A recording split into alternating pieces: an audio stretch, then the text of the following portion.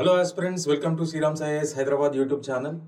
మనము స్టార్ట్ చేసిన ఈ హిస్టరీ ఎన్సీఆర్టీ డిస్కషన్స్లో 8th స్టాండర్డ్లో నెక్స్ట్ చాప్టర్కి వెళ్ళిపోదాము. That is chapter 8. Already elaborate discussions చేసాము 6th and 7th స్టాండర్డ్స్ పైన. ఎన్నో విషయాలు నేర్చుకోవడం జరిగింది, ఎన్నో ఫ్యాక్ట్స్ నేర్చుకోవడం జరిగింది. ఆ విధంగానే చాప్టర్ 8లోకి వెళ్ళిపోదాము. మనం ఒకసారి థీమ్ చూడండి, the making of the national movement from 1870 to 1947. ఇది కొత్త ఎన్సీఆర్టీస్ కాబట్టి ఇంకా డేట్ని ప్రీఫిక్స్ చేయడం జరిగింది. అయితే యాక్చువల్గా స్టాండర్డ్ డేట్ ఏంటి అంటే 1885 ఇండియన్ నేషనల్ కాంగ్రెస్ ఎస్టాబ్లిష్ చేసినప్పుడు ఆ టైం పీరియడ్ నుండి 1947 దాకా it is considered as Indian national movement. అయితే ఇక్కడ ఇది కూడా లాజికల్గా కరెక్టే. అయితే ఇక్కడ ఇండియన్ నేషనల్ కాంగ్రెస్ అనేది 1885లో ఎస్టాబ్లిష్ చేయడం జరిగింది. మరి దాని ముందు పొలిటికల్ పార్టీస్ లేవా అంటే there were political parties that raised their voice against the oppressive and exploitative policies of the British, undoubtedly, but they were too small. They could not accommodate entire nation. Different sections of the society, they had their own grievances. వాళ్ళందరినీ accommodate చేసుకోలేకపోయినాయి. కానీ ఇక్కడ Indian national కాంగ్రెస్కి వస్తే ఒక ఎవెన్చువల్గా ఓవరాల్గా చూసినట్టయితే India అంతాని కూడా accommodate చేయడం జరిగింది. Particularly it happen during the period of Mahatma Gandhi. భయంకరమైన మాస్ మూమెంట్స్ జరగడం జరిగినాయి. మనకి నాన్ కోఆపరేషన్ మూవ్మెంట్ కానీ, సివిల్ డిజోబీడియన్స్ మూవ్మెంట్ కానీ, క్విట్ ఇండియా మూవ్మెంట్ కానీ ఎంటైర్ నేషన్ హ్యాస్ పార్టిసిపేటెడ్ అని చెప్పుకోవాలి. సో అందుకనే ఇక్కడ మనము ఏ విధంగా స్టార్ట్ చేద్దాం మన డిస్కషన్. స్టార్ట్ చేసే ముందు ఒక్కసారి మనం సబ్ టాపిక్స్లోకి వెళ్ళిపోదాము. ఒక్కసారి థీమ్ చూసుకోండి, the making of the national movement from 1870 to 1947. Sub topics మనం చూసినట్టయితే ద ఎమర్జెన్స్ ఆఫ్ నేషనలిజం అసలు ఏ విధంగా స్టార్ట్ అయింది. ఇది మనం ఇంతకు ముందు క్లాస్లో ఆల్రెడీ డిస్కస్ చేసాము. Britishers have come as traders. Later they have gained their control on the economical conditions of India. Later they have gained their control on the political conditions of India, and slowly they started to organize the judiciary, administration, revenue system and all. They started to drain the wealth. They came up with many exploitative policies, and Indians have reacted against to that. There were peasant revolts, tribal revolts, and finally 1857 revolt. Though it was a failure, the Britishers definitely have received a setback అనే చెప్పుకోవాలి ఇక్కడ. అయితే ఇక్కడ మనము sub topic చూసినట్టయితే the emergence of nationalism. Next మనకి moderate period. అంటే ఈ Indian national movement can be divided into moderate, extremist and Gandhian phases. అది నేను చెప్తా ఒక టేబుల్ రూపంలో.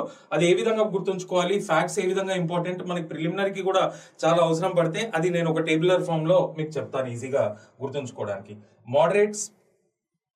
మోడరేట్స్ గురించి ఎలాబరేట్ డిస్కషన్ చేయడం జరిగింది. ఎక్స్ట్రీమిస్ట్ గురించి కూడా ఎలాబరేట్ డిస్కషన్ చేయడం జరిగింది. ఇక్కడ పార్టీషన్ ఆఫ్ బెంగాల్, ఇది డెసిషన్ అనేది 1903లో రావడం జరిగింది, and partition was completed in 1905. And దానికి విరుద్ధంగానే anti partition movement under the moderates కానీ చేయడం జరిగింది, లేకపోతే Swadeshi movement under the leadership of extremist కానీ చేయడం జరిగింది. అది కూడా మనకి ఇక్కడ డిస్కషన్ లో కనిపిస్తుంది. అండ్ ఫర్దర్ డీటెయిల్స్ లోకి వెళ్ళినట్టయితే ఆల్ ఇండియా ముస్లిం లీగ్ పార్టీ అసలు ఏ విధంగా స్టార్ట్ అయింది, వాళ్ళ ఆబ్జెక్టివ్స్ ఏంటి, ఎవరు over the people who played an instrumental role, ఆ డిస్కషన్ కూడా ఇక్కడ మనకు కనిపిస్తుంది. And further the growth of mass nationalism. ఇదేంటంటే వరల్డ్ వార్ 1 టైం పీరియడ్ తర్వాత ప్రతి కాలనీలో కూడా, అంటే ఈ యూరోపియన్ కాలనీస్ ఏవైతే ఉన్నాయో ఏషియా అండ్ ఆఫ్రికా పర్టికులర్ గా, అక్కడ నేషనల్ మూవ్మెంట్స్ అనేవి బాగా స్ట్రెంథెన్ అవ్వడం జరిగింది. అదే రిఫరెన్స్ మనకి ఇక్కడ కూడా కనిపిస్తుంది. అండ్ ఇక్కడ the advent of Mahatma Gandhi, ఈయన 1915లో సౌత్ ఆఫ్రికా నుండి రావడం జరిగింది. 1915 తర్వాత చేపట్టిన అర్లియస్ట్ పొలిటికల్ యాక్టివిటీస్ ఏంటి అంటే చంపారన్ సత్యాగ్రహ కానీ, కేడా సత్యాగ్రహ కానీ, ఇవి ఆయన పొలిటికల్ కెరియర్ లో బిగినింగ్ మైల్ స్టోన్స్, అంటే బిగినింగ్ స్టెప్స్ అని చెప్పుకోవచ్చు ఇండియాకి సంబంధించి. ఇండియాలో ఆయన వచ్చినాక అది ఆయన పొలిటికల్ యాక్టివిటీకి సంబంధించి ఒక సక్సెస్ఫుల్ ఈవెంట్స్ అని చెప్పుకోవాలి. ఆ ఇన్ఫర్మేషన్ కూడా మనకి ఇక్కడ దొరుకుతుంది. అండ్ ఫర్దర్ రోలెట్ సత్యాగ్రహ, ఇదేంటి అంటే మనకి నాన్ కోఆపరేషన్ మూవ్మెంట్ లాంచ్ చేయక ముందు ఒక 4 డిమాండ్స్ అనేది చేయడం జరిగింది మహాత్మా గాంధీ. అప్పుడున్న లార్డ్ కెమ్స్ఫర్డ్ ఎవరైతే వైస్రాయ్ ఉంటాడో ఆయన నుండి ఏమి రియాక్షన్ రాని క్రమాన ఆ నాన్ కోఆపరేషన్ మూవ్మెంట్ అనేది సక్సెస్ఫుల్ గా లాంచ్ చేయడం జరిగింది అనమాట. సో దానిలో ఒక డిమాండ్ సంబంధించిన బ్యాక్గ్రౌండే ఈ రోలెట్ సత్యాగ్రహ. నెక్స్ట్ మనకి Khilafat agitation and non cooperation movement. ఇది ఖిలాఫత్ మూవ్మెంట్. ఇది ఏంటి అంటే వరల్డ్ వార్ 1 తర్వాత ఒట్టమాన్ ఎంపైర్ ఏదైతే యురేషియన్ నేషన్ ని శాసించేదో, యురేషియన్ రీజన్ ని శాసించేదో, ఆ Ottoman Empire majorly centred around Turkey అని చెప్పుకోవాలి. It was divided into different fragments. And ఆ టైంలో ఉన్న sultan of Ottoman Empire, he was greatly respected by Muslims all over the world as ఖలీఫా. మరి ఆయనకి ఈ విధమైన డిస్రెస్పెక్ట్ జరిగింది కాబట్టి Muslims in India were unhappy. Though initially చాలా మంది Muslims they wanted the continuity of British rule, particularly all India Muslim league party. దాని తర్వాత దాని వైఖరి మార్చుకోవడం జరిగింది. అండ్ ఖిలాఫత్ అంటే ఒక ప్రొటెస్ట్ చేయడం జరిగింది. ఆ ఖిలాఫత్ మూవ్మెంట్ కి గాంధీ కూడా సపోర్ట్ చేయడం జరిగింది. ఆ Khilafat movement got integrated with the non cooperation movement అని చెప్పుకోవాలి ఇక్కడ. అయితే ఇక్కడ నెక్స్ట్ సబ్ టాపిక్ మనం చూసినట్టయితే పీపుల్స్ ఇనిషియేటివ్స్. దీనిలోనే మనకి అంటే గాంధీ ఒక పొలిటికల్ యాక్టివిటీస్ కాకుండా ఇంకా వేరే సోషల్ వెల్ఫేర్ యాక్టివిటీస్ ఏమి చేయడం జరిగింది ఆయన లీడర్షిప్ లో అనేది కూడా మనకి ఇక్కడ రిఫరెన్స్ కనిపిస్తుంది. అండ్ ఫర్దర్ డీటెయిల్స్ లోకి వెళ్తే మార్చ్ టు దండి విలేజ్, ఇది ఏంటి అంటే దీని centre of focus civil disobedience movement ఏ విధంగా చేపట్టడం జరిగింది అనేది మనం తెలుసుకోవాలి. అండ్ ఫర్దర్ చూసినట్టయితే క్విట్ ఇండియా మూవ్మెంట్, నేను చెప్పాను కదా 3 major mass movements were leaded by Mahatma Gandhi. ఒకటి నాన్ కోఆపరేషన్ మూవ్మెంట్, ఒకటి civil disobedience movement and Quit India movement. ఈ మూవ్మెంట్స్ ఏవి కూడా ఇమీడియట్ గా మనకి ఇండిపెండెన్స్ ఇవ్వలేదు డెఫినెట్ గా, కానీ they paved a red carpet for the India to achieve its independence అని చెప్పుకోవాలి. ఇక్కడ ఇంకా ఫర్దర్ డీటెయిల్స్ లోకి వెళ్ళినట్టయితే towards independence and partition of India, అంటే మనకి ఇండిపెండెన్స్ రావడము, పార్టీషన్ జరగడము, ఆ కాన్స్టిట్యూంట్ అసెంబ్లీలు కూడా 2 క్రియేట్ చేయడము, వాటి గురించి కూడా మనకి రిఫరెన్స్ ఉంది. అండ్ క్యాబినెట్ మిషన్, ఇది లాస్ట్ సబ్ టాపిక్ గా కనిపిస్తుంది ఈ చాప్టర్ లో. క్యాబినెట్ మిషన్ అంటే క్యాబినెట్ మినిస్టర్స్ ని ఒక మిషన్ పైన పంపించడం జరిగింది ఇండియాకి. ఎవరు ఉంటే ఆ టైంలో ఉన్న క్లెమెంట్ అట్లీ, ఓకే, ఆయన ఒక మిషన్ పైన ఆయన 3 క్యాబినెట్ మినిస్టర్స్ ని పంపించడం జరిగింది. అండ్ కన్సెన్సస్ కలెక్ట్ చేసుకోమన్నారు అన్ని పొలిటికల్ పార్టీస్ నుండి. ఉద్దేశం ఏంటి అంటే ఒక కాన్స్టిట్యూంట్ అసెంబ్లీ క్రియేట్ చేయాలి, ఫ్యూచర్ ఇండియాకి కాన్స్టిట్యూషన్ ప్రిపేర్ చేసుకోవడానికి చాలా అవసరం కాబట్టి ఆ మిషన్ పైన రావడం జరిగింది. దాని గురించి కూడా మనకి ఇక్కడ రిఫరెన్స్ కనిపిస్తుంది. సో ఇది లెందియస్ట్ చాప్టర్ అనే చెప్పుకోవాలి. ఎలాబరేట్ గా క్రోనాలజికల్ గా నేను ఒక స్ట్రక్చర్ గా మీకు చెప్తాను, దానిలోనే చాలా అడిషనల్ ఫ్యాక్ట్స్ కూడా ఇస్తాను. Please watch this video carefully and right all the points well. ఇవి చాలా చాలా హెల్ప్ఫుల్ అవుతాయి మీకు ప్రిలిమినరీ ఎగ్జామ్ కి కానీ మెయిన్స్ ఎగ్జామ్ కి కానీ. మనము ఇప్పుడు జనరల్ డిస్కషన్ లోకి వెళ్ళిపోదాము. I will explain that in the first slide. ఇక్కడ మనకి నేషనల్ మూవ్మెంట్ నుండి మనకి స్టార్ట్ అవుతుంది కాబట్టి వాళ్ళు మనకి థీమ్ లో ఏమి ఇచ్చారు అంటే నేషనల్ మూవ్మెంట్ ఫ్రమ్ 1870 టు 1947, అది ఇక్కడ రాసుకుందాం.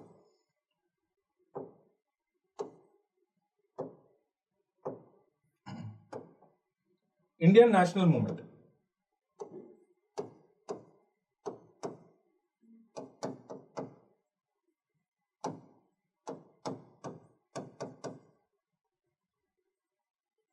మనకి ఆ చాప్టర్ లో ఇచ్చిన విధంగానే 1870 టు 1947. అయితే ఈ 1870s టైం పీరియడ్ కి వచ్చే వరకు many political parties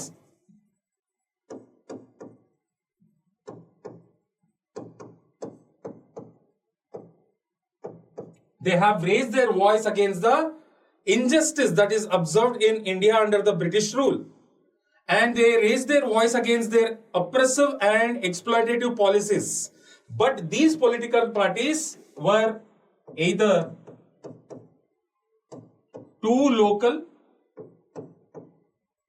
or too small.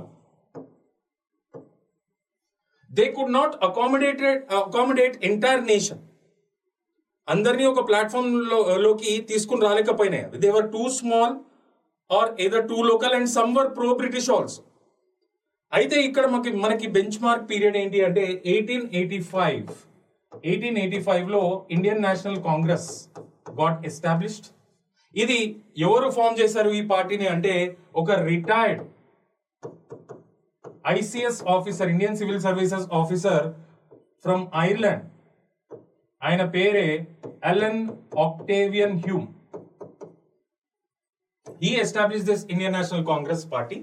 And దీని ఫస్ట్ సెషన్ ఎక్కడ జరిగింది అంటే బాంబేలో జరిగింది.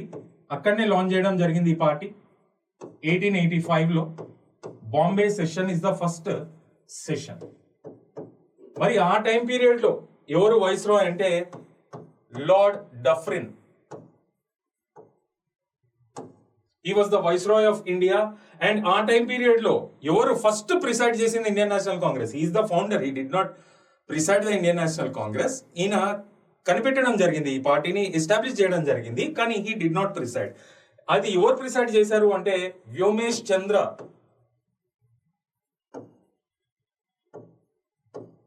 బెనర్జీ. ఈ was the first president of Indian national Congress. అయితే 1870s టైం పీరియడ్ కి వచ్చే వరకు మనకి నేషనల్ మూవ్మెంట్ యొక్క గాలులు బాగా చూడొచ్చు అనమాట. అంటే the winds of national movement have started by the time of 1870s, and by that time period there were many political parties in India that raised their voice against the injustice in the society and oppressive and exploitative policies of the British. But they were either too small or too local. They could not accommodate entire India, and some were pro-British also. And for that purpose, and in that period, we can consider this as a benchmark event. In 1885, Indian National Congress got established. It was founded by A.O. Hume, Allen Octavian Hume. He was a retired ICS officer from Ireland. And the first session was held in Bombay in 1885. And it happened during the period of Viceroy Lord Dufferin. And Vyomesh Chandra Banerjee is considered as the first president of Indian National Congress. ఈ విధమైన development అనేది జరగడం జరిగింది. అయితే next మనం ఏం decide చేసుకోవాలి ఇక్కడ అంటే ఈ ఇండియన్ నేషనల్ మూవ్మెంట్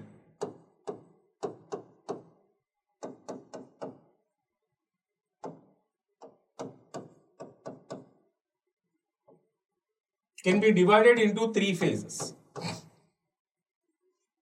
అదేంటి అంటే phase 1 మోడరేట్ పీరియడ్ అని పిలుచుకోవాలి.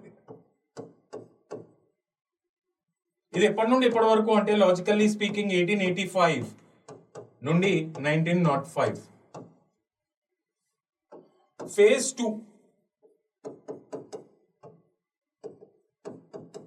ఎక్స్ట్రీమిస్ట్ పీరియడ్ అని పిలువాలి.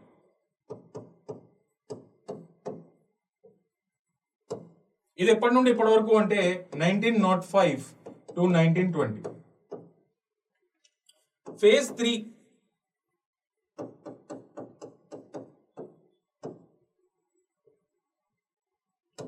Gandhian phase. Mahatma Gandhi became the supreme leader of Indian National Congress. ఆయన లీడర్షిప్ లోనే 3 మేజర్ మాస్ మూవ్మెంట్స్ చేయడం జరిగింది. అవే non cooperation movement, civil disobedience movement and Quit India movement. అది ఎప్పటి నుండి ఎప్పటి వరకు అంటే 1920 నుండి 1947 వరకు. ఓకే, సో ఈ ఫేజెస్ ని మనం ఎలాబరేట్ గా డిస్కస్ చేయాలి. మనకి ఇందాక చూసినట్టయితే సబ్ టాపిక్స్ లో ఇవే హైలైట్ అయినాయి. 1870s లో పొలిటికల్ పార్టీస్ ఉండేవి, but they were two local are two small parties. They could not accommodate entire India, and some became pro-British also. In 1885, a benchmark event had happened where Indian National Congress was established. Eventually, it could accommodate the different people from different sections of India. It brought everyone under a single platform, and it particularly happened during Gandhian phase అని చెప్పుకోవాలి. So ఈ Indian national movement ని మనం 3 phases గా divide చేసినట్టయితే moderate period, extremist phase and Gandhian phase. 1885 నుండి 1905 వరకు moderate phase, 1905 నుండి 1920 వరకు ఎక్స్ట్రీమిస్ట్ ఫేజ్, అండ్ 1920 నుండి 1947 వరకు it is Gandhian phase. Let us start our discussion with the moderate phase.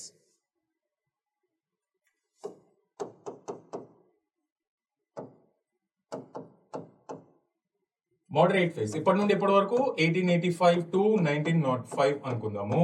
అయితే దీన్ని మోడరేట్ ఫేజ్ అని పేరు ఎందుకు వచ్చిందంటే ఇక్కడ లీడర్స్ had moderate ideology.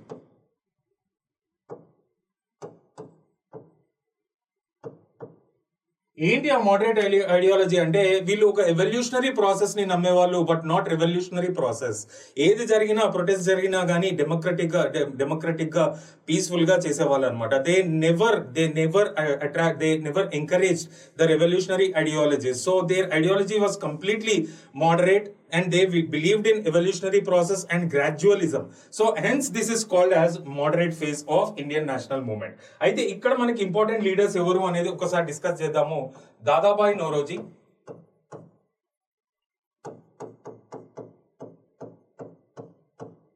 ఈయనని మనం ఏం పిలుచుకుంటాం అంటే grand old man of India.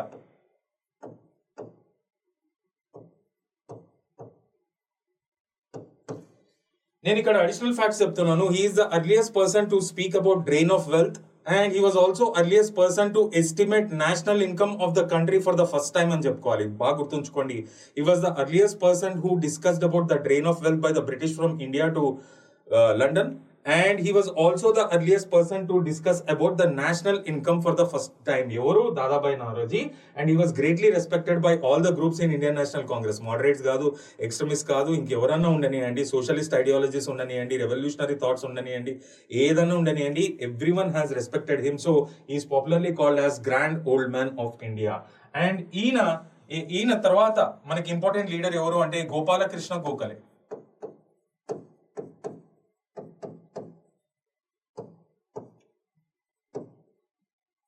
He is considered as the political guru of Mahatma Gandhi. ఈయన పొలిటికల్ గురు ఎవరికి? మహాత్మా గాంధీ, మన ఫాదర్ ఆఫ్ నేషన్ కే పొలిటికల్ గురు ఈయన Gopal Krishna Gokhale. He established Servants of Indian Society.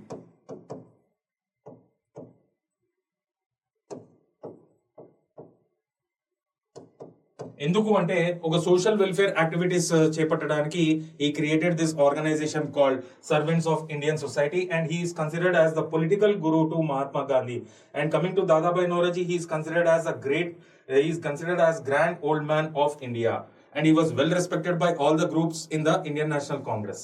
And ఇక్కడ ఈయన తర్వాత ఎవరు ఇంపార్టెంట్ అంటే మనకి మహాగోవింద్ రనాడే.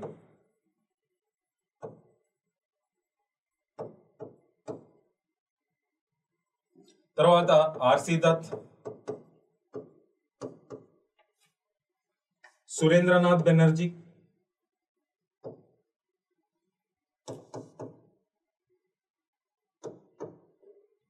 వ్యోమేష్ చంద్ర Banerjee,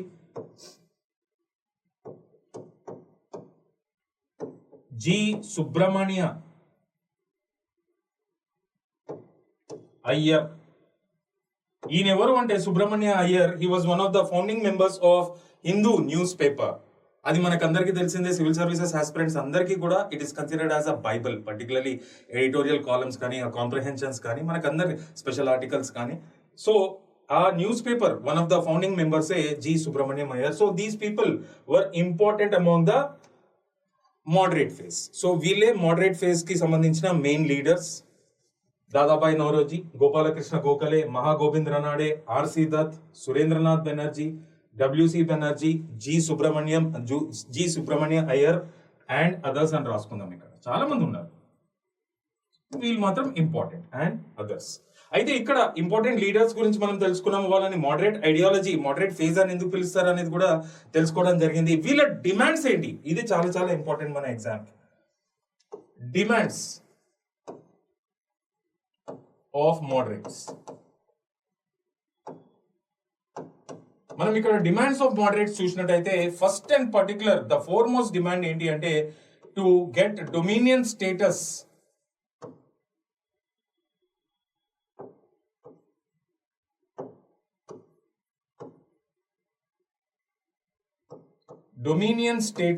to India. What do you mean by dominion status? It is all about self-governance. మనల్ని మనమే గవర్న్ చేసుకోవడము. ఎవరు రూల్ చేసినా పర్వాలేదు, గవర్నెన్స్ మాత్రం మన చేతిలోనే ఉండాలి అనే ఉద్దేశంతో స్టార్ట్ అయింది. Actually Indian national movement start అవ్వడమే ఇండియన్ ఇండిపెండెన్స్ కోసం ఫైట్ చేయలేదు. మెల్లమెల్లగా దాని క్యారెక్టర్ అనేది ఇండియన్ నేషనల్ మూవ్మెంట్ ఇది చేంజ్ అవుతా వస్తుంది అనమాట. సో ఇక్కడ వీళ్ళ first and foremost demand of the moderate leaders ఏంటి అంటే to achieve dominion status, that is self governance. Okay, this is first demand. Next ఏంటి అంటే to bring reforms in the civil services.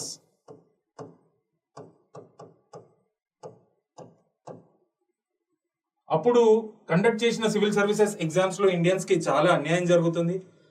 And వాళ్ళు ఒక పాలసీని కూడా ఫాలో అయ్యారు అని చెప్పి చాలా మంది క్రిటిసైజ్ చేస్తారు. దాన్ని ఏమనాలి అంటే de Indianisation of Indian civil services.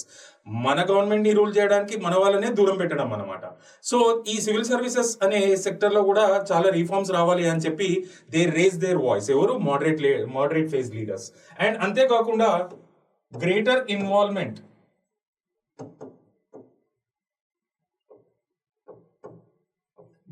Involvement of Indians in civil services. మన వాళ్ళని పెద్ద సంఖ్యలో తీసుకోవాలి. అందుకని సెల్ఫ్ గవర్నెన్స్ అనమాట. దీని అది ఇదంతా దారి తీసేది ఎక్కడికి అంటే సెల్ఫ్ గవర్నెన్స్. అండ్ ఇంకోటి ఏంటి అంటే గ్రేటర్ ఇన్వాల్వ్మెంట్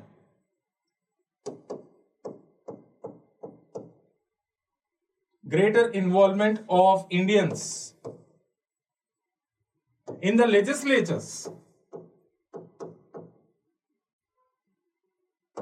లెజిస్లేచర్స్ ని ఎక్స్పాండ్ చేయాల్సిందే, ఇండియన్స్ కి ఎక్కువ శాతము రిప్రజెంటేషన్ ఇవ్వాల్సిందే అనేది కూడా వీళ్ళ డిమాండ్. అండ్ ఇక్కడ వీళ్ళు ఇన్స్పైర్ అయిన స్లోగన్ ఏంటి అంటే అమెరికన్ వార్ ఆఫ్ ఇండిపెండెన్స్ లో నో టాక్సేషన్ వితౌట్ రిప్రజెంటేషన్ అనే స్లోగన్ ని చాలా ఇన్స్పిరేషన్ గా తీసుకుని అదే స్లోగన్ ఇక్కడ కూడా రేజ్ చేయడం జరిగింది.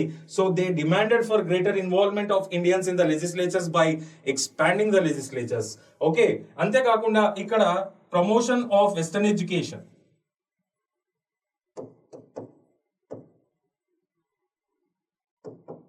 this is another demand. Promotion of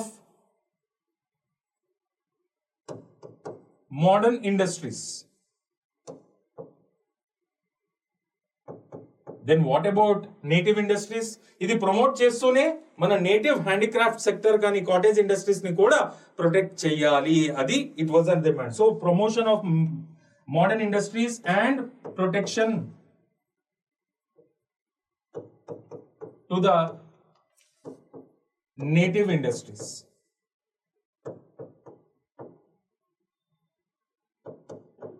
So these were the major demands of the moderate phase leaders to achieve dominion status, to bring civil services reforms, to involve more number of Indians in the civil services, to involve more number of Indians in the legislatures, thereby expanding the legislatures, to promote the Western education in India, to promote modern industries in India, alternatively by protecting the native industry in India.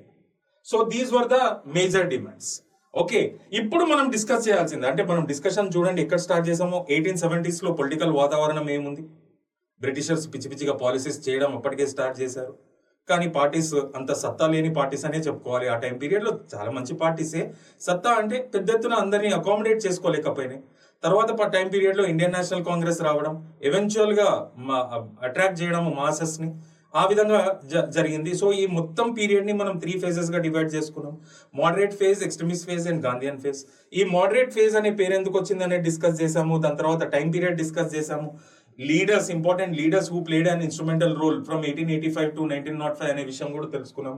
వీళ్ళ demands ఏంటి అనేది కూడా తెలుసుకోవడం జరిగింది. ఇప్పుడు మనం discuss చేయాల్సింది ఏంటి అంటే వాళ్ళ మెథడాలజీ ఏ విధంగా వీళ్ళు they raise their voice against the British అనేది కూడా తెలుసుకోవాలన్నమాట. అంటే వీళ్ళ ఐడియాలజీ, అసలు వీళ్ళ మెథడాలజీ ఏంటి.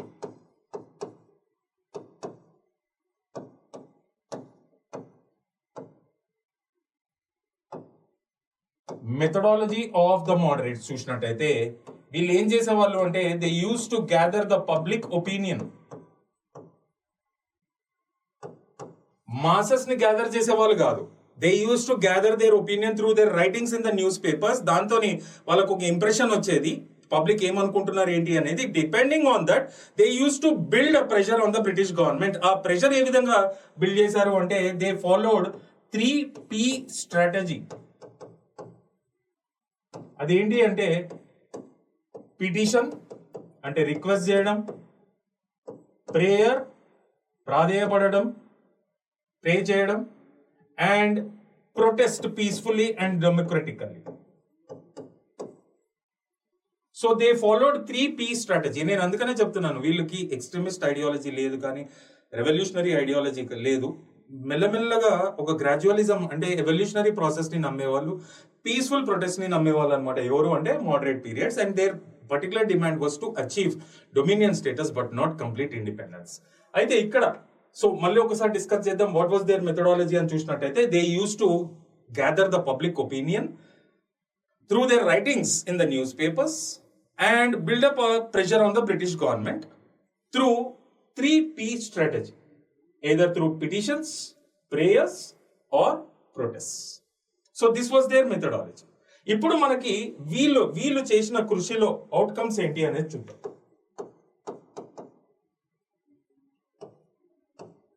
Western education was promoted.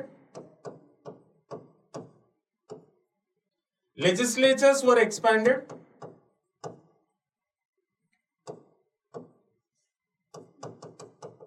Legislatures were expanded through a act అంటే 1892 కౌన్సిల్స్ యాక్ట్. ఇది మీరు పాలిటీలో కూడా నేర్చుకుంటారు మళ్ళీ, డోంట్ వరీ. ఈ 1892 కౌన్సిల్స్ యాక్ట్ ద్వారా కౌన్సిల్స్ ని స్ట్రెంథెన్ చేయడం జరిగింది. అంటే అటానమీ, గ్రేటర్ అటానమీ ఇవ్వడం జరిగింది. అంతేకాకుండా మోర్ నెంబర్ ఆఫ్ ఇండియన్స్ ని కూడా అకామిడేట్ చేసుకోవడం జరిగింది. అసలు మరి అది మంచి ఇదేనా లేదా అనేది నేను చెప్తాను ఇప్పుడు, don't worry. Okay, western education was promoted, legislatures were expanded through 1892 councils act. అంతేకాకుండా reforms were also brought slowly. Reforms were also introduced in civil services. So ఇవన్నీ ఖచ్చితంగా మెరిట్స్ అనే చెప్పుకోవాలి. మరి వీళ్ళ పైన ఉన్న క్రిటిసిజం ఏంటి అనేది కూడా మనం డిసైడ్ చేసుకోవాలి, ఇక్కడ తెలుసుకోవాలన్నమాట. క్రిటిసిజం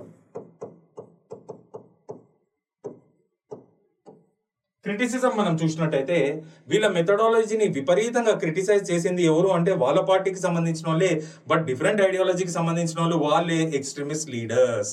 వాళ్ళ ప్రకారం ఏంటి అంటే, ఏంటి ఈ స్ట్రాటజీ, చదువుకున్న వాళ్ళే కదా మీరు, 3P స్ట్రాటజీ ఏంటి, ప్రేయర్స్ ఏంటి, పిటిషన్స్ ఏంటి, పీస్ఫుల్ ప్రొటెస్ట్ ఏంటి, రైట్ అనేది it is a social claim, you have to claim it, you should never beg for your right అనేది extremist ideology. So extremist were greatest critics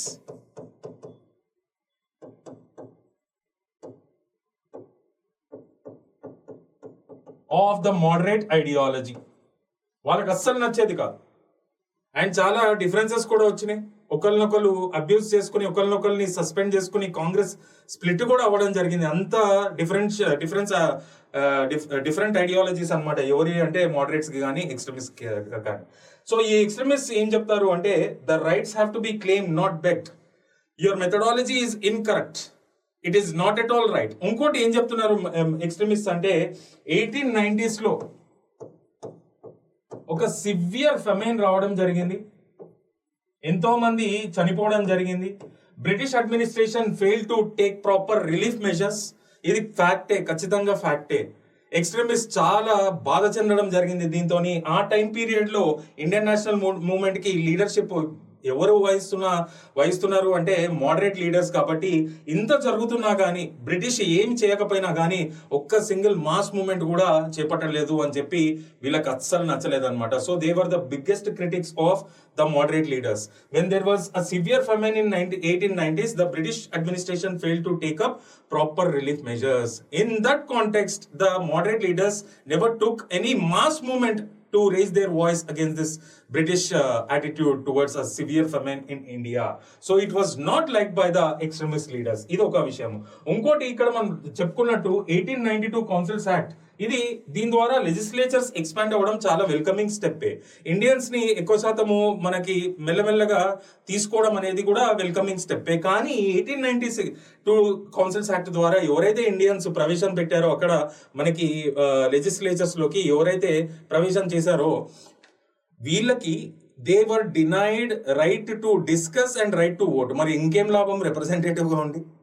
ఇప్పుడు ఒకడు ఎవరైనా MLA కానీ ఎమ్మెల్సీ అయినారు అనుకోండి, డెఫినెట్ గా వాళ్ళ ఆపర్చునిటీ వచ్చినప్పుడు, లేకపోతే ఏదైనా ఇష్యూ వచ్చినప్పుడు లీడర్ ఆఫ్ ద హౌస్ దృష్టికి తీసుకెళ్లి, లేకపోతే మనకి స్పీకర్ గారి దృష్టికి తీసుకెళ్లి you have to discuss on particular subject.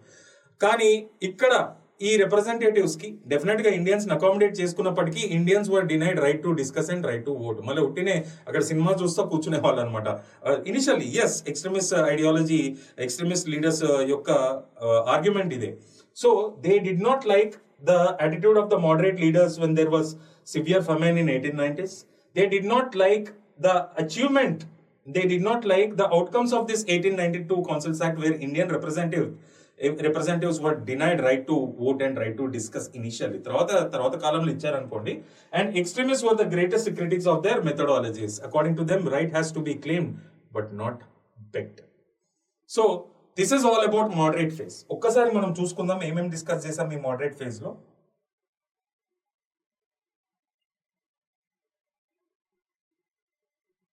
One second. Yeah. మనం ఇండియన్ నేషనల్ మూవ్మెంట్ 3 phases గురించి డిస్కస్ చేసాం. దాని తర్వాత మోడరేట్ ఫేజ్ లోకి వెళ్ళిపోయాం. లీడర్స్, ఇంపార్టెంట్ లీడర్స్ మనం డిస్కస్ చేసాం. టైం పీరియడ్ మనం డిస్కస్ చేసాము. దాని తర్వాత demands of the moderate leaders ఏంటి అనేది కూడా ఎలాబరేట్ గా డిస్కస్ చేశాము. దాని తర్వాత మెథడాలజీ ఏంటి అనేది కూడా ఎలాబరేట్ గా డిస్కస్ చేయడం జరిగింది.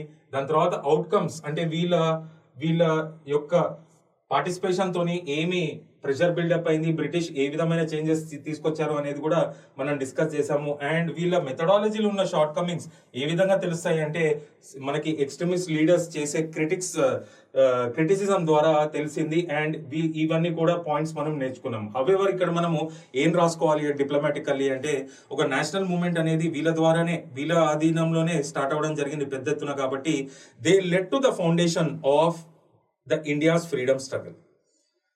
Despite of many shortcomings, what we have to write here, despite of many shortcomings, they ultimately led a foundation for India's freedom struggle. And they were the biggest critics of British exploitative economic policies. Please remember this. So we are done with this moderate phase. Now let us move on to the extremist phase.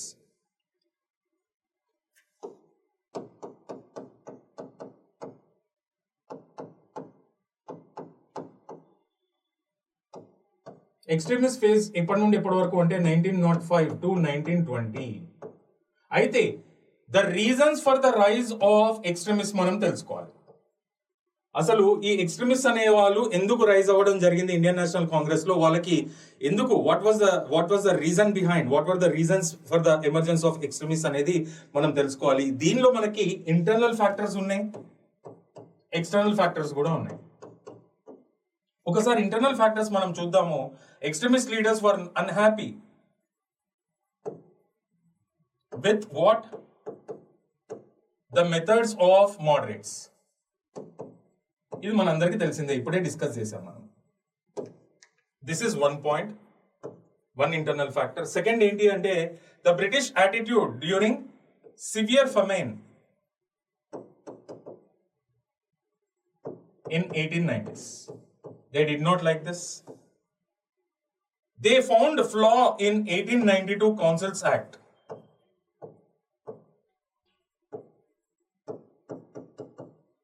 That did not provide the right to discuss and right to vote to the Indian representatives in the legislatures. Please remember that. And the immediate reason is partition of Bengal.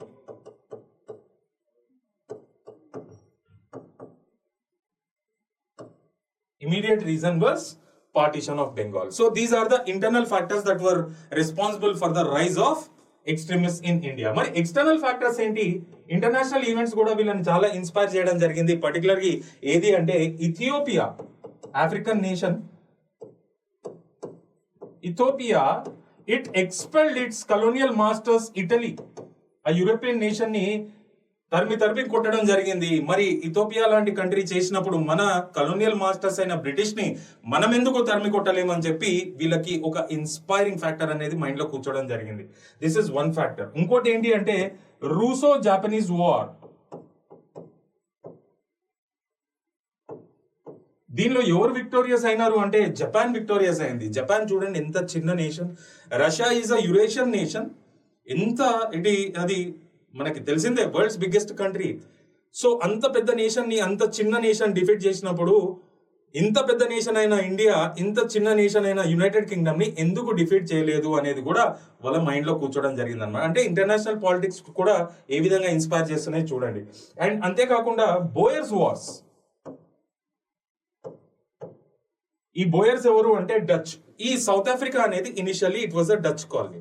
దాని తర్వాత British కి Dutch కి మధ్యలో జరిగిన ఆధిపత్య పోరుతోని the Dutch have lost their prominence and వాళ్ళు అక్కడనే సెటిల్ అయిపోవడం జరిగింది సౌత్ ఆఫ్రికాలోనే. వాళ్ళని పాపులర్ గా బోయర్స్ అని పిలుస్తారు అనమాట. ఎప్పుడైతే బ్రిటిష్ అక్కడ అడ్మినిస్ట్రేషన్ ని తీసుకుని ఇక్కడ ఇండియాలో చేసిన విధంగానే ఎక్స్ప్లాయిటేటివ్ పాలసీస్ అక్కడ ఇంప్లిమెంట్ చేయడం జరిగిందో, buyers have fought against the British అనమాట. అక్కడ అంటే ఆధిపత్య పోరు. సో వాళ్ళని బోయర్స్ అని ఎందుకు పిలుస్తారంటే అక్కడ లోకల్ టర్మ్, అక్కడనే సెటిల్ అయిపోవడం జరిగింది. సో ఈ బోయర్స్ వార్స్ లో though British was successful, it received a setback. British కొంచెం వెనకడుగు వేయడం జరిగింది, అంటే ఒత్తిడికి గురవడం జరిగింది. మరి మనకెందుకు బ్రిటిష్ ప్రభుత్వంని ఒత్తిడికి గురి చేయడం అంత కష్టమైన పనేం కాదు అనేది కూడా వాళ్ళకి మైండ్ లో కూర్చోవడం జరిగింది అనమాట. So these are the three major factors that inspired the extremist leaders. So మనకి ఇప్పుడు రైజ్ ఆఫ్ ద ఎక్స్ట్రీమిస్ట్ కి సంబంధించి మనకి రీజన్స్ కూడా దొరికిపోయినాయి, internal factors and as well as external factors. ఇప్పుడు మనం ఏం డిస్కస్ చేయాలంటే ఇంపార్టెంట్ ఎక్స్ట్రీమిస్ట్ లీడర్స్ గురించి డిస్కస్ చేయాలి.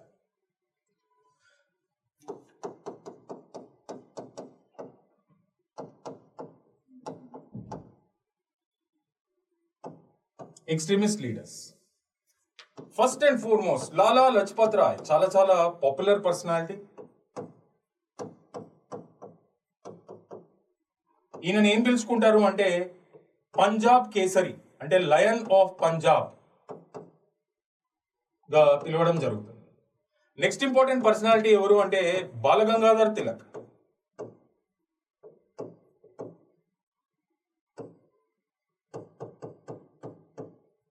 ఈయనని యూరోపియన్ హిస్టోరియన్స్ ఏ విధంగా భావిస్తారు అంటే ద ఫాదర్ ఆఫ్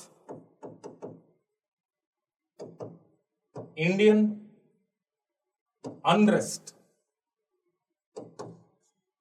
అంటే ఎక్కడైతే అడుగు పెడతాడో అక్కడ చాలా ఒక కన్ఫ్యూజ్ స్టేట్ క్రియేట్ చేస్తాడు అనమాట. ఎవరు బాలగంగాధర్, చాలా radical ideology when it comes to politics ఆయనది అయితే. సో ఇక్కడ ఆయనని ఏ విధంగా గుర్తించాలి అంటే the father of Indian unrest. Next Bipin Chanderpaul.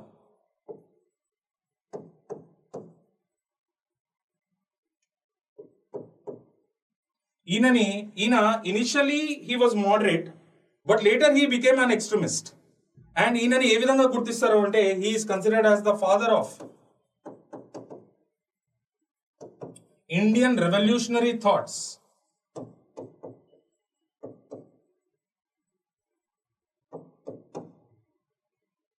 అంతేకాకుండా some other leaders are also there. Ashwini Kumar Dutt,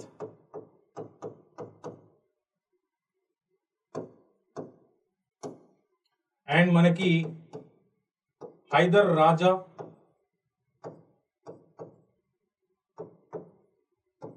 Ghulam Rasool,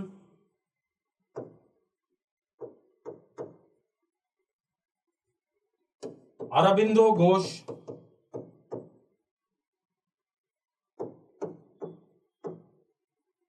and others. So these are the important extremist leaders: Lala Lajpat Rai, Balagangadhar Tilak, Bipin Chandrapal, Ashwini Kumar Dutt, Haidar Raja, Gulam Rasul and Aurobindo Ghosh. And e trio, e combination, Lala Lajpat Rai, Balagangadhar Tilak and Bipin Chandrapal, వీళ్ళు ముగ్గురిని కలిపి ఏమని popular గా పిలిచేవాళ్ళు అంటే Lal ball పల్ అని పిలుచుకునే వాళ్ళు అనమాట. చాలా చాలా చాలా ఇంపార్టెంట్ లీడర్స్ వీళ్ళు. ఎక్స్ట్రీమిస్ట్ ఫేజ్ లో చాలా పవర్ఫుల్ లీడర్స్ అని కూడా చెప్పుకోవచ్చు. చాలా మందిని ఇన్స్పైర్ చేయడం కూడా జరిగింది, పర్టికులర్లీ యూత్ ని కానీ, రాడికల్ ఐడియాలజీ ఉన్న వాళ్ళని కానీ. So these are the important leaders. So మనం మోడరేట్ ఫేజ్ లో చదువుకున్నట్టే మనకి ఇక్కడ డిమాండ్ కూడా చదువుకుందాం. ఇప్పుడు the major demand of extremist leaders ఏంటి అంటే ఏం లేదు, Swaraj was their major demand. Moderate phase time period లో ఏంటి డిమాండ్ అంటే టు అచీవ్ డొమినియన్ స్టేటస్, అంటే self governance. Then what is this Swaraj? ఈ పదాన్ని కాయిన్ చేసిన గొప్ప మనిషి ఎవరు అంటే దయానంద్ సరస్వతి. అండ్ దీన్నే ఇండియన్ నేషనల్ కాంగ్రెస్ అడాప్ట్ చేసుకోవడం జరిగింది. స్వరాజ్ అంటే it is not about only self governance, it is self rule. Swaraj is all about self rule. So this was the major demand of the extremist leaders. మనం మోడరేట్ ఫేజ్ లీడర్స్ కి సంబంధించి methodology ఏ విధంగా అయితే discuss చేసామో ఇక్కడ కూడా మనము వీళ్ళ మెథడాలజీ అనేది ఏంటి అనేది డిస్కస్ చేయాలి. The methodology of extremist.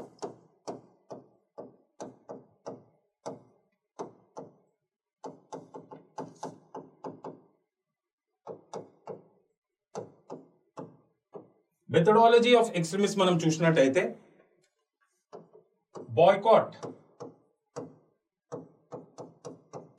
British goods and services,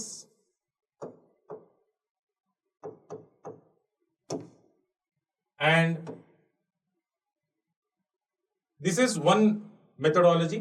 Inkoti enti ante passive resistance.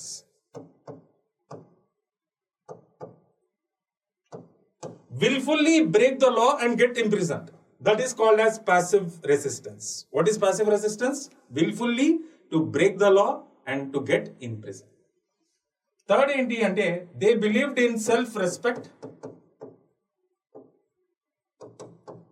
Self reliance, self confidence and finally self sacrifice also. ఎందుకంటే వాళ్ళు చాలా ఎక్స్ట్రీమిస్టులు కాబట్టి.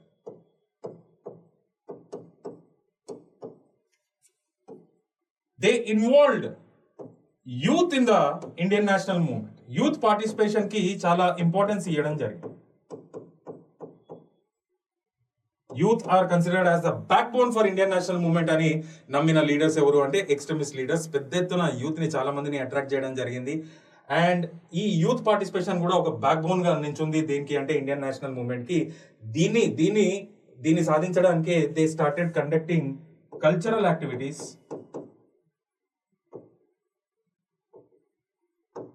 and they even formed youth associations. ఇవన్నీ ఎందుకు? To build up pressure on the British. So these are all different methodologies. Boycott the British goods and services, passive resistance where you break the law willfully and get imprisoned. They always believed in self-respect, self-reliance, self-confidence and self-sacrifice.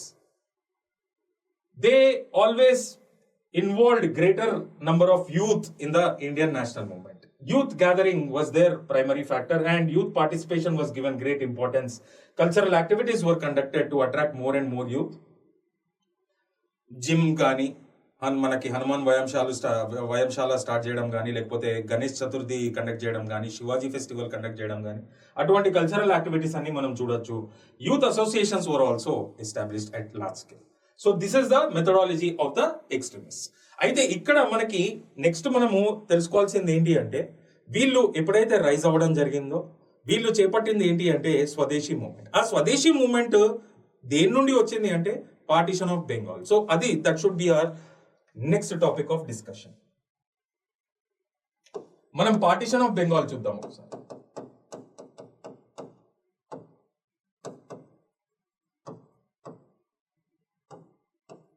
Lord Curzon was the Viceroy of India and he made an announcement of partition of Bengal in 1903. And do you know what was the reason given by the British government? They said that they were unable to manage the administration in such a huge territory which also included Bihar and Odisha, parts of Bihar and Odisha. ఆ time period లో బెంగాల్ అంత పెద్దది, మనకి east Bengal west Bengal కలుపుకునేది కాకుండా Odisha and Bihar కూడా దానిలోనే ఉండేవి అనమాట. అంత పెద్ద టెరిటరీని మేము అడ్మినిస్ట్రేషన్ పరంగా మేము మేనేజ్ చేయలేకపోతున్నాం. So we're decentralising this, we're dividing this Bengal into different fragments for administrative convenience అని చెప్పడం జరిగింది. కానీ ఇది అట్టర్ ఫాల్స్ అనమాట, ఇది కరెక్టే కాదు.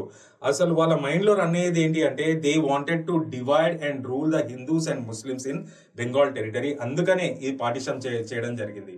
హిందూస్ పెద్ద ఎత్తున మెజారిటీ ఎక్కడున్నారు? వెస్ట్ బెంగాల్ సైడ్ ఉంటారు. అండ్ ముస్లిమ్స్ పెద్ద ఎత్తున మెజారిటీ ఎక్కడున్నారు? ఈస్ట్ బెంగాల్ సైడ్ ఉన్నారు. అందుకనే వాళ్ళని divide and rule, Hindu Muslim unity అనేది ఎక్కడ రిఫ్లెక్ట్ అయింది? 1857 రివోల్ట్ లో. ఇది వీళ్ళ రూల్ కంటిన్యూటీకి ఒక పెద్ద థ్రెట్ గా భావించారు కాబట్టి వీళ్ళని ఎంత డివైడ్ చేస్తే అంత హ్యాపీగా రూల్ చేయొచ్చు అని చెప్పి అనుకున్నారనమాట.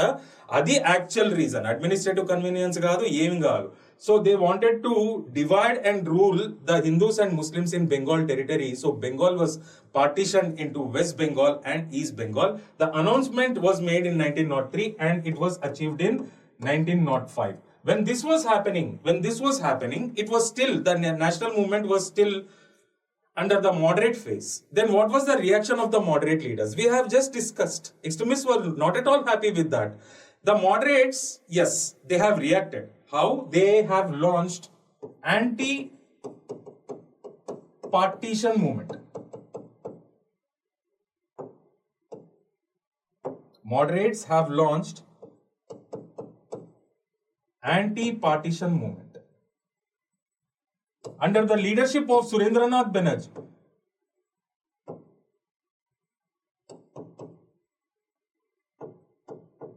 మరి ఈ టైం పీరియడ్ లో మరి దీని క్యారెక్టర్ ఏంటి అంటే ఈ యాంటీ పార్టిషన్ మూవ్మెంట్ వాళ్ళే లీడర్స్ ఒక ప్రొటెస్ట్ ఒక అజిటేషన్ చేసుకుంటా వెళ్ళారు అనమాట. They did not involve any masses. మళ్ళీ మాసెస్ ని ఇన్వాల్వ్ చేస్తే బ్రిటిష్ రియాక్షన్ వైలెంట్ గా ఉండొచ్చు, మనం అన్ని ఎవల్యూషనరీ మెథడాలజీ ఫాలో అవుతున్నాం కాబట్టి పీస్ఫుల్ గా డెమోక్రటిక్ గా పార్టిషన్ చేద్దామని చెప్పి వాళ్ళ ఆలోచన. So anti partition movement was launch by the moderates under the leadership of Surendranath Banerjee.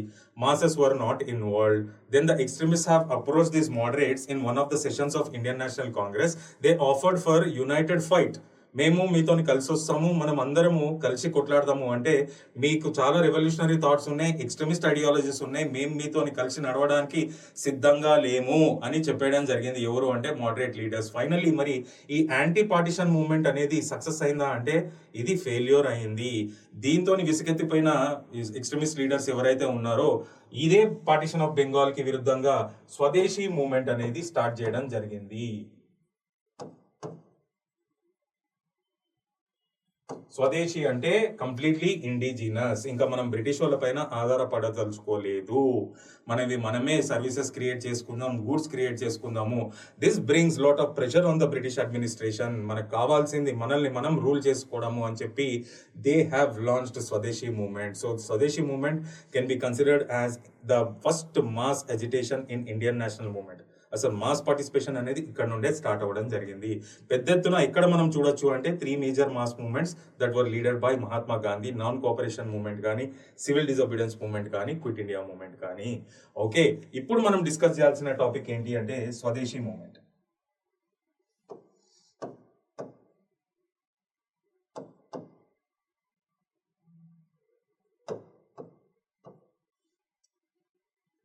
స్వదేశీ మూవ్మెంట్ ఇది మనం చూసినట్టయితే ఎస్ ఇక్కడ ఆబ్జెక్టివ్ ఏంటి అంటే ఈ స్వదేశీ మూవ్మెంట్ లో it was launch by the extremist.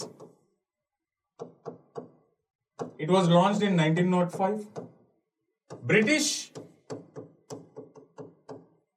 Goods and services were boycotted. దీంతో పెద్ద ఎత్తున ఏమైంది అంటే it led to the development of indigenous industries or Swadeshi industries. పెద్ద ఎత్తున రావడం జరిగింది. ఇది ఒక ప్లస్ పాయింట్ అనే చెప్పుకోవాలి.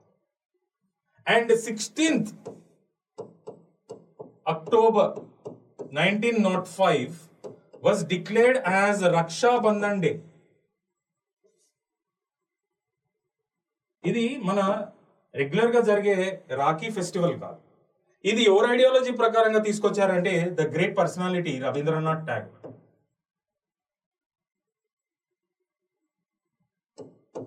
ఆయన ఐడియాలజీ ప్రకారం, ఆయన కాల్ ప్రకారం ఇది కండక్ట్ చేయడం జరిగింది. 16th October 1905 రక్షాబంధన్ డేగా గుర్తించడం జరిగింది. On this day the Hindus and Muslims in Bengal territory were seen tying Rakhis to each other, and it once again reflected the Hindu-Muslim unity in the country, and this was done to bring moral pressure on the Britishers.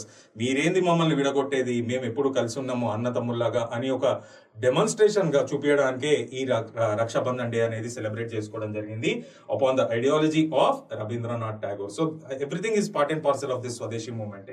And ఈ Swadeshi movement ని it is popularly called as Vande Mataram movement.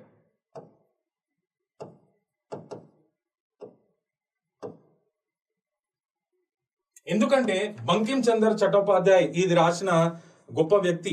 ఈ పాట ఏదైతే రాశాడో this became the slogan of this movement. అందరు కూడా ఇందులో participate చేసిన వాళ్ళంతా కూడా వందే మాతరం వందే మాతరం అని చెప్పి ఈ మూవ్మెంట్ లో పార్టిసిపేట్ చేయడం జరిగింది అనమాట.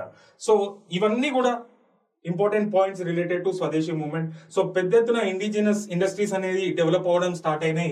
అండ్ ఇక్కడ నేను మీకు అడిషనల్ ఫ్యాక్ట్స్ చెప్పదలుచుకున్న ఎంతో గొప్ప personality as part of this Swadeshi movement. There is an important personality named Prafulla Chandra Ray. పేరునే ఉంటారు, మీరు చిన్నప్పుడు స్కూల్లో కూడా సైన్స్ లో చదువుకుని ఉంటారు. He is considered as the father of Indian chemical sciences. He is considered as the father of Indian chemical sciences. Ina, as part of this Swadeshi movement, he established Swadeshi chemicals and pharma company. It is the first indigenous pharmaceutical company in the country. అందుకనే ఈయనని ఏమని respect చేస్తాము అంటే he is considered as the father of Indian chemical sciences గా మనం ఎంతో respect ఇవ్వడం జరుగుతుంది. Prafulla Chandra Ray is from Bengal and he established Swadeshi chemicals and pharma company or store. It is the first pharma company అని చెప్పుకోవాలి. This was also part and parcel of Swadeshi movement. And ఇంకో మనిషి ఉన్నాడు, ఆయన కూడా చాలా important personality, V.O. Chidambaram. V.O. Chidambaram. ఈయన he started స్వదేశీ స్టీమ్ నావిగేషన్ కంపెనీ.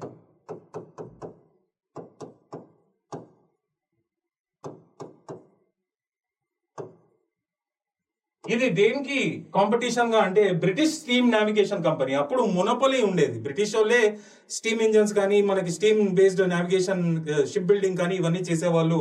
దానికి కాంపిటీషన్ గానే స్వదేశీ స్టీమ్ నావిగేషన్ కంపెనీ అనేది లాంచ్ చేయడం జరిగింది. ఎవరు అంటే V.O. చిదంబరం పిల్లై. అండ్ దీనికి సంబంధించి సర్వీసెస్ కూడా స్టార్ట్ చేయడం జరిగింది from Tuticorin to Colombo in Sri Lanka, Tuticorin in Tamil Nadu to Colombo in Sri Lanka. బాగా గుర్తుపెట్టుకోవాలి, V.O. Chidambaram. He also played an instrumental role. And ఇక్కడ ఈ స్వదేశీ మూవ్మెంట్ లో పార్ట్ అండ్ పార్సల్ గానే ఎన్నో యూత్ అసోసియేషన్స్ కూడా క్రియేట్ చేయడం జరిగింది. Youth also participated at greater levels. ఈ యూత్ అసోసియేషన్స్ అనే ప్రస్తావన వచ్చింది కాబట్టి I need to discuss about Ashwini Kumar Dutt.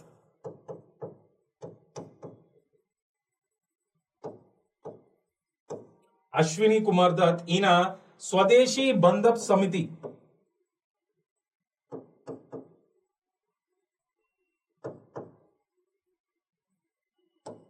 అనే ఒక యూత్ అసోసియేషన్ క్రియేట్ చేయడం జరిగింది. Youth organisation. It had almost like more than 400 branches. అంటే imagine the strength of the youth who have participated in this Indian national movement. So all the credit goes to Ashwini Kumar Dutt. And cultural activities were also successfully conducted. Cultural festivals were also successfully conducted under this Swadeshi movement to bring a moral pressure on the Britishers. So ఇవన్నీ కలిస్తేనే స్వదేశీ movement. అది ఇక్కడ ఈ leader ఇది ఎవరి leadership లో జరిగింది అనేది కూడా మనము ఒక బ్రీఫ్ గా తెలుసుకుందాం. దిస్ స్వదేశీ మూవ్మెంట్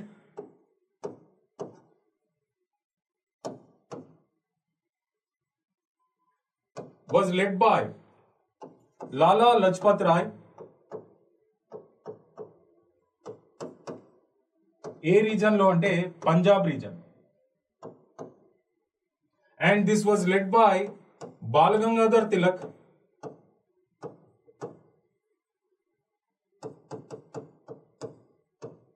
ఇక్కడ అంటే Maharashtra, Karnataka and central province, ఈ ప్రాంతాల్లో it was leaded by Balagangadhar Tilak. And తక్కిన రీజన్స్ లో ఇప్పుడు మనకి జమ్మూ అండ్ కాశ్మీర్ చూసినట్టయితే it was leaded by Haider Raja.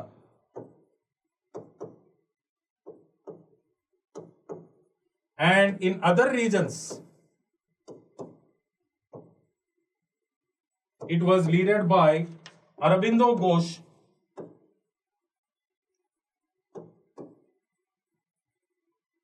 Bipin Chanderpaul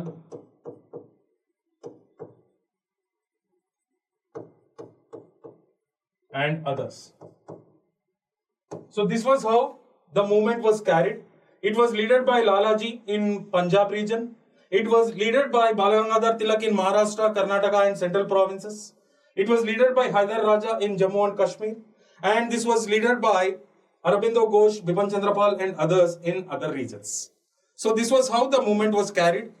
So ఇది ఎప్పుడు లాంచ్ చేయడం జరిగిందని చెప్పాను, స్వదేశీ మూవ్మెంట్ 1905 లో లాంచ్ చేయడం జరిగింది. And it got faded up by 1908. It got ended up. ఎందుకు దీనికి కారణాలు అంటే severe restrictions by the British administration, particularly in farming associations, particularly in conducting the public meetings. విపరీతమైన రిస్ట్రిక్షన్స్ తీసుకుని రావడం జరిగింది అనమాట. Restrictions were imposed on the press also.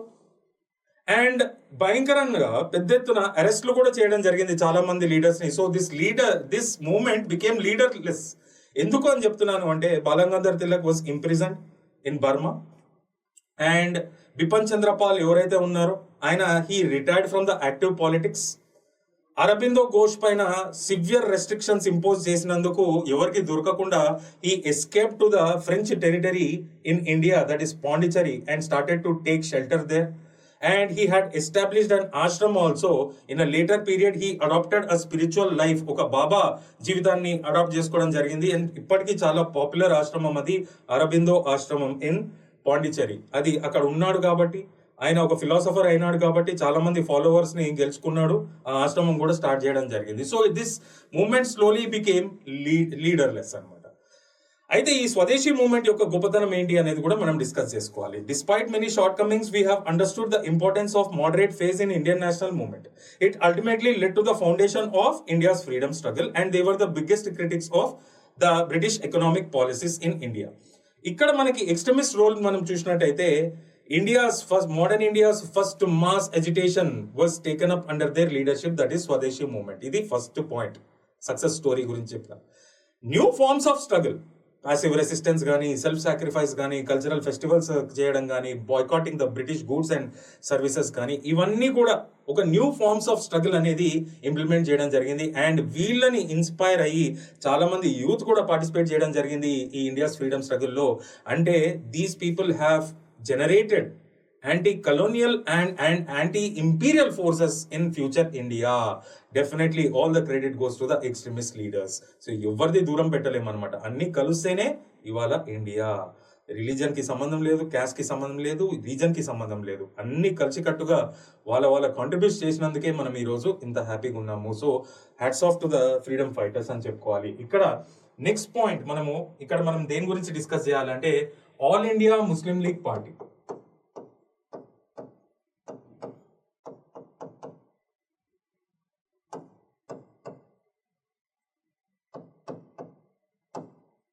ఇది ఎప్పుడు ఎస్టాబ్లిష్ చేసినారు అంటే 1906. ఎక్కడ దీని హెడ్ క్వార్టర్స్ ఎక్కడ ఎస్టాబ్లిష్ చేయడం జరిగింది అంటే ఢాకా, బంగ్లాదేశ్ లో ఎస్టాబ్లిష్ చేయడం జరిగింది. మరి who are the people who played an instrumental role in the establishment of this all India Muslim league party అంటే కొన్ని పేర్లు చెప్తాను, మీరు బాగా గుర్తుంచుకోవాలి. Yusuf Chowdary,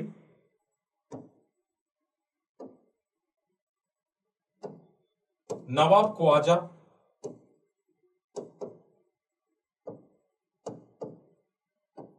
Hakim Ajmal Khan,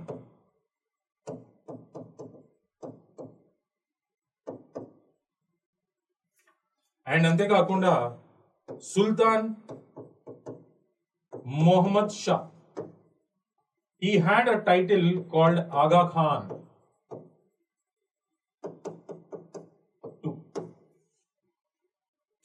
And who presided this All India Muslim League Party for the first time ante Aga Khan too was the first president of this Muslim League Party. What were the objectives of the Muslim League Party? Only major objective enti ante to be loyal to the Britishers and to help the British to continue its rule in India in order to serve the Muslim interests in the country. Because they did not have faith in Indian National Congress, they always thought that it is a Hindu dominated party. నేను ఇక్కడ ఒక reason చెప్తాను, వాళ్ళకి పాపం ఆ feeling ఎందుకు వచ్చింది అనేది దానిలో కూడా జరిగిన ఇవి మనం డిస్కస్ చేయాలి. ఏంటి అంటే పర్టికులర్లీ ఈ స్వదేశీ మూవ్మెంట్ తీసుకోండి. ఈ స్వదేశీ మూవ్మెంట్ లో పార్టిసిపేట్ చేసిన వాళ్ళ పెద్ద ఎత్తున ఆర్య సమాజ్ కి సంబంధించి ఫాలోవర్స్. తప్పేం కాదు, అది న్యాచురల్ ప్రాసెస్. అందరికీ కావాల్సింది దేశం యొక్క ఇండిపెండెన్స్, ఎవరైనా పార్టిసిపేట్ చేయవచ్చు. ఇక్కడ ఏమైపోయిందంటే ఈ కల్చరల్ ఫెస్టివల్స్, ఈ శివాజీ ఫెస్టివల్ కానీ గణేష్ చవితి కానీ, హనుమాన్ వ్యాయామశాలలు ఓపెన్ చేయడం కానీ, యూత్ పార్టిసిపేషన్ కోసం, యూత్ ఎంకరేజ్మెంట్ కోసము వాళ్ళకి ఏమని ఒక ఫీలింగ్ కలిగింది అంటే ఓవర్ పీరియడ్ ఆఫ్ టైం, అరే this is all Hindu dominated this thing, వాళ్ళకి సంబంధించిన యాక్టివిటీసే ఎక్కువ శాతం జరుగుతూ ఉన్నాయి అని చెప్పి ఒక ఫీలింగ్ పెద్ద ఎత్తున రావడం జరిగింది. అండ్ ఇంకోటి ఏంటి అంటే Vande Mataram slogan was also a problem. ఇస్లాంలో ఏముంటుంది అంటే they never bow before anybody. Vande Mataram అంటే నమస్కరించడం ఎవరికి, మన భారత తల్లికి. వాళ్ళకి ఇస్లామిక్ గా, వాళ్ళకి రిలీజియస్ గా ఏముంటుంది అంటే దే నెవర్ బో, దే డోంట్ నీడ్ టు బో in front of any one, only the God అల్లా.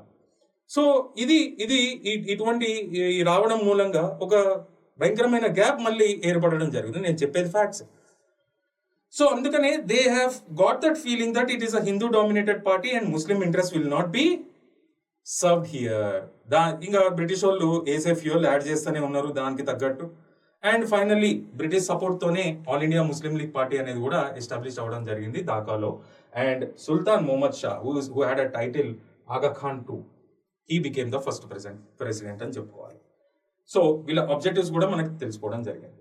దాని తర్వాత నేను ఇంతకు ముందు ఇంట్రొడక్షన్ పార్ట్ లో చెప్పినట్టు ఆ టైం పీరియడ్ వరకు, అంటే తర్వాత టైం పీరియడ్ ఎప్పుడైతే వరల్డ్ వార్ I ఎండ్ అయిందో 1919లో మన నేషనల్ మూవ్మెంట్ అనేది ఫర్దర్ స్ట్రెంథన్ అవ్వడం జరిగింది. ఇప్పుడు మనం నెక్స్ట్ టాపిక్ వెళ్ళిపోదాము. Let us move on to the Gandhian phase now.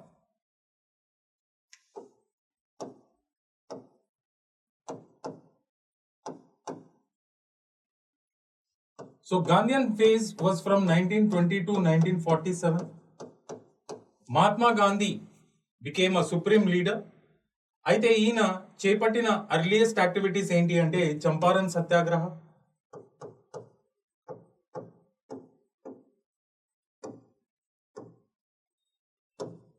(1917).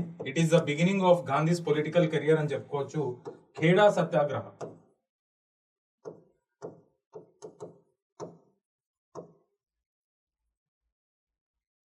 and it was in 1918. ఈయన 1915లో పర్మనెంట్ గా ఇండియాకి రావడం జరిగింది, from south Africa to India. So Mahatma Gandhi came back to India in 1915 permanently from South Africa. And Champaran Satyagraha where he fought against the Teen ఖతియా system. ఇంతకు ముందు classes లో ఎంతో elaborate గా డిస్కస్ చేసాం దీని గురించి.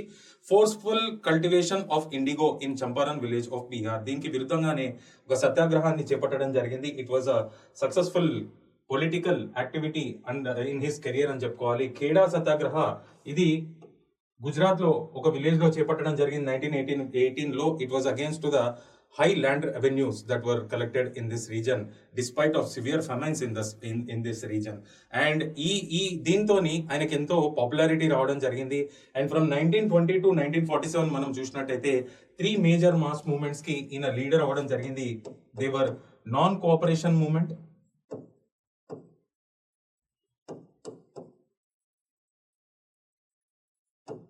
సివిల్ డిసోబీడియన్స్ మూవ్మెంట్,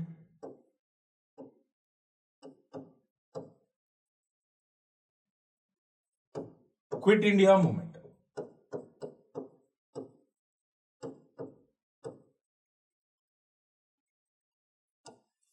వీటి గురించి మనం ఇప్పుడు ఎలాబొరేట్ గా డిస్కస్ చేయబోతున్నాం. Let us start our discussion with non cooperation movement.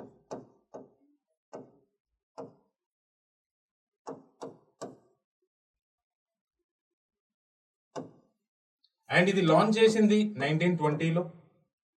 ఇది లాంచ్ చేసే ముందు 4 విషయాల గురించి మనం తెలుసుకోవాలి ఇక్కడ. అది ఏంటి అంటే, first thing, anarchical revolutionary crimes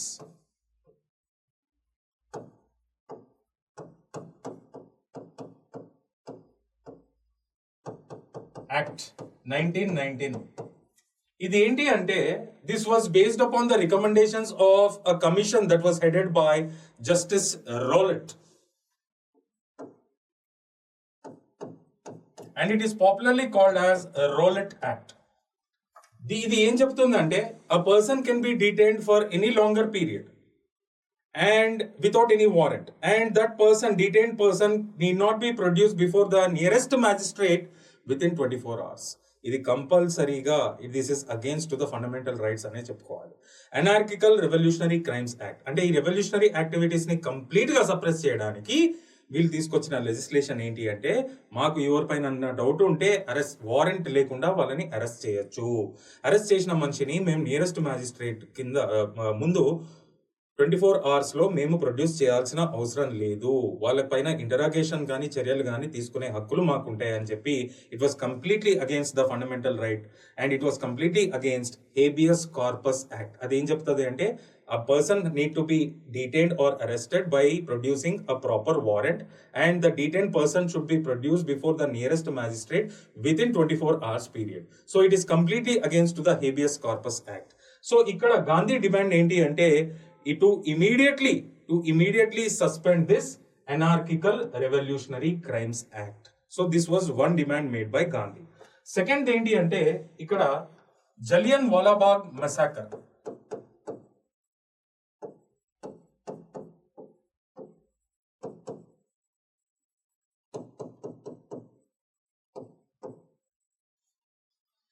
ఇది చాలా చాలా ఒక చేదు అనుభవం అండ్ చాలా డిస్టర్బింగ్ విషయం మనకి ఇండియన్ హిస్టరీలో.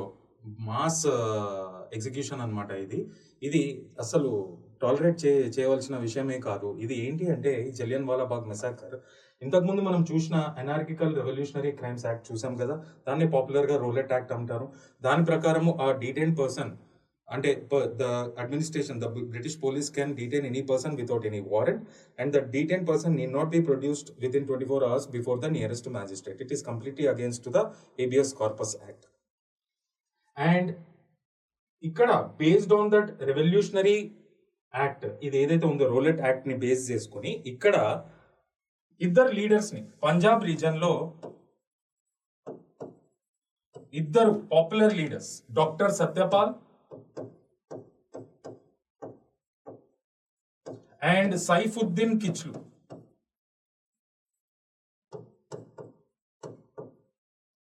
వీళ్ళిద్దరు లీడర్స్ ని డీటైన్ చేయడం జరిగింది పోలీస్. వాళ్ళ వేరే బోర్డ్స్ ఎక్కడున్నాయి కూడా తెలియదు పబ్లిక్. వాళ్ళని ఎక్కడికి తీసుకెళ్తున్నారు, ఏం చేస్తున్నారు, హింసలు పెడుతున్నారా, టార్చర్ చేస్తున్నారా, ఇంట్రాగేట్ చేస్తున్నారా, ఏ విషయము అకౌంటబిలిటీ లేదనమాట అక్కడ పబ్లిక్ కి ఎక్కడ పంజాబ్ లో. సో ఇండియన్ నేషనల్ కాంగ్రెస్ ఆ టైం పీరియడ్ లో ఏం చేసిందంటే ఎప్పుడైతే ఈ అరెస్టులు చేయడం జరిగిందో based on Rowlatt act, it gave a call for a public gathering at Jallianwala Bagh. అదేంటి అంటే name of a ground in Punjab region. So it gave a call for a public meeting or public gathering at Jallianwala Bagh. కానీ ఆ innocent people కి తెలియంది ఏంటి అంటే there was already 144 section imposed in Punjab after these arrests.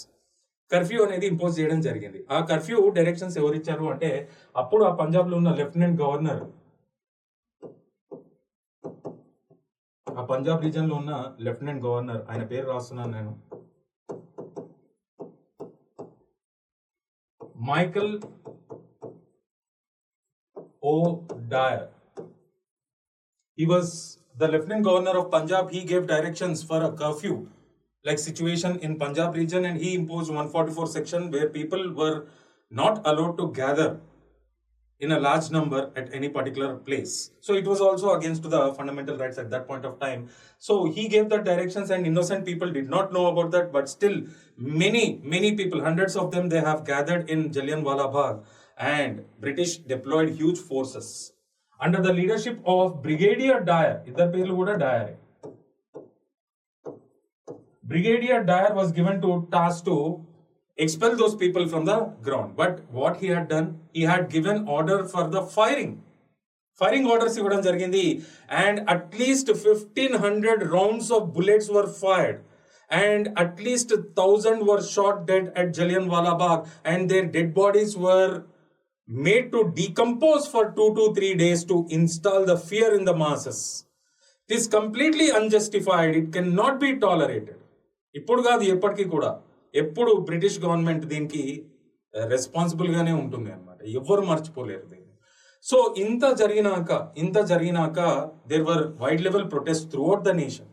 దీనిపైన Indian national Congress also protested. అంత ఆ time period లో అంత ప్రెషర్ కి గురైన బ్రిటిష్ గవర్నమెంట్ ఏం చేసిందంటే ఇట్ అపాయింటెడ్ హంటర్ కమిటీ.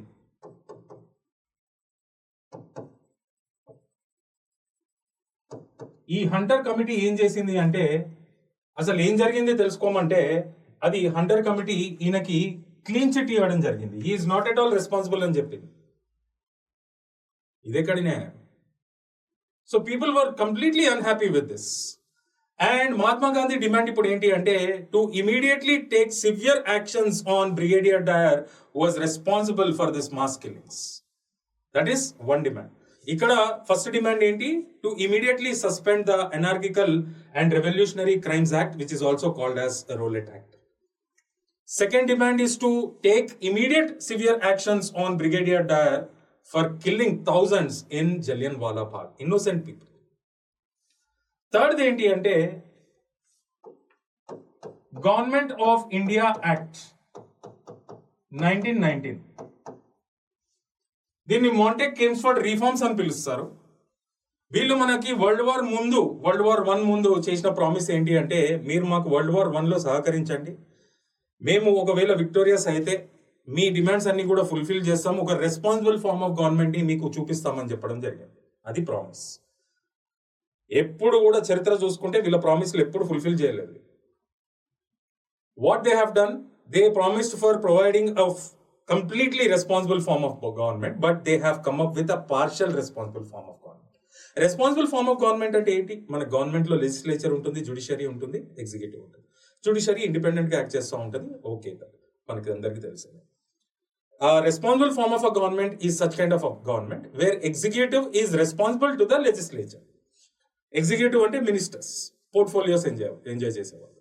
ఇప్పుడు ఏదైనా నో కాన్ఫిడెన్స్ మోషన్ ఇష్యూ చేస్తే అందరూ కూడా రిజైన్ చేయాల్సిందే ఒకవేళ పాస్ అయితే. అంటే they have to either sail together or sink together. ఇక్కడ వీళ్ళు ఏం చేశారు, మనకి ప్రామిస్ చేసిందేమో completely responsible form of government, కానీ ఇక్కడ తీసుకొచ్చిందేమో partially responsible form of government, అది కూడా ప్రొవిన్షియల్ లెజిస్లేచర్స్ లో.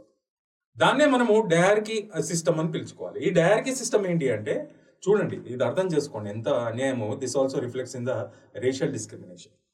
ఈ పోర్ట్ఫోలియోస్ ఉన్నాయి కదా మినిస్టర్స్, మనకి ప్రొవిన్షియల్ లెజిస్లేచర్స్ లో, they were categorised into 2 types, reserved list, transferred list. Reserve list లో అన్ని కీ పోర్ట్ఫోలియోస్ పెట్టేశారు అనమాట. అంతే క్రూషియల్ పోర్ట్ఫోలియోస్, చాలా ఇంపార్టెంట్ పోర్ట్ఫోలియోస్ ఉంటాయి. ట్రాన్స్ఫర్డ్ లిస్ట్ లో ఏమో అంత క్రూషియల్ లేని పోర్ట్ఫోలియోస్ ఉంటాయి, మినిస్టర్సే ఉంటారు, ఇండియన్స్ ఉంటారు. రిజర్వ్ లిస్ట్ లో ఏమో యూరోపియన్ మినిస్టర్స్ ఉంటారు. అయితే ఇక్కడ ఒక నో కాన్ఫిడెన్స్ మోషన్ అనేది ప్రవేశపెడితే ఇండియన్ మినిస్టర్స్ అంటే ట్రాన్స్ఫర్డ్ లిస్ట్ పోర్ట్ఫోలియోస్ ఎంజాయ్ చేసే వాళ్ళు మాత్రమే they have to be accountable to the legislature and they need to resign if the no confidence motion passes. మరి వీళ్ళు యూరోపియన్ మినిస్టర్స్ ఎవరైతే రిజర్వ్డ్ లిస్ట్ లో ఉన్న పోర్ట్ఫోలియోస్ ఎంజాయ్ చేస్తున్నారో they need not resign, they are not accountable to the house అంట, they are accountable only to the governors of the provinces. ఇది ఎక్కడనే 2 రకాల governments. ఇది కూడా it reflects in a form of dual government and it is completely unjust. So Gandhi's demand now is to abolish this diarchy system.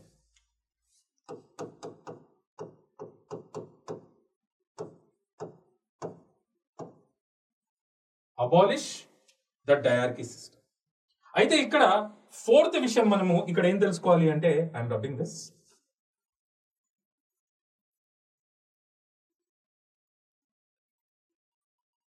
ఇక్కడ 4వ విషయం ఏంటి అంటే Khilafat movement.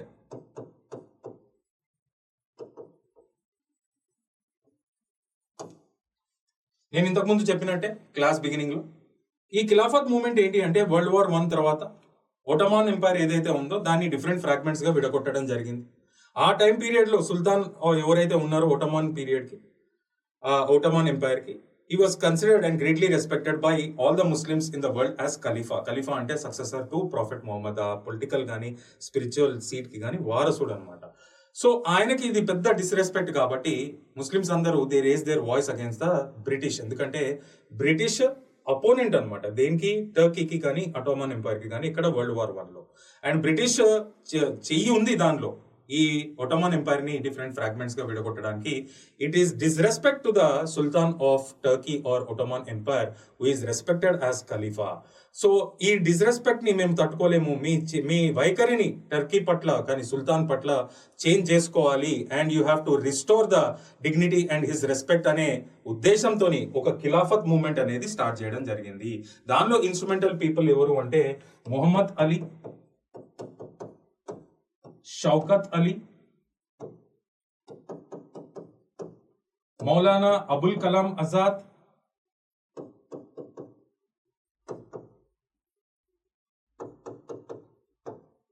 Hakim Ajmal Khan,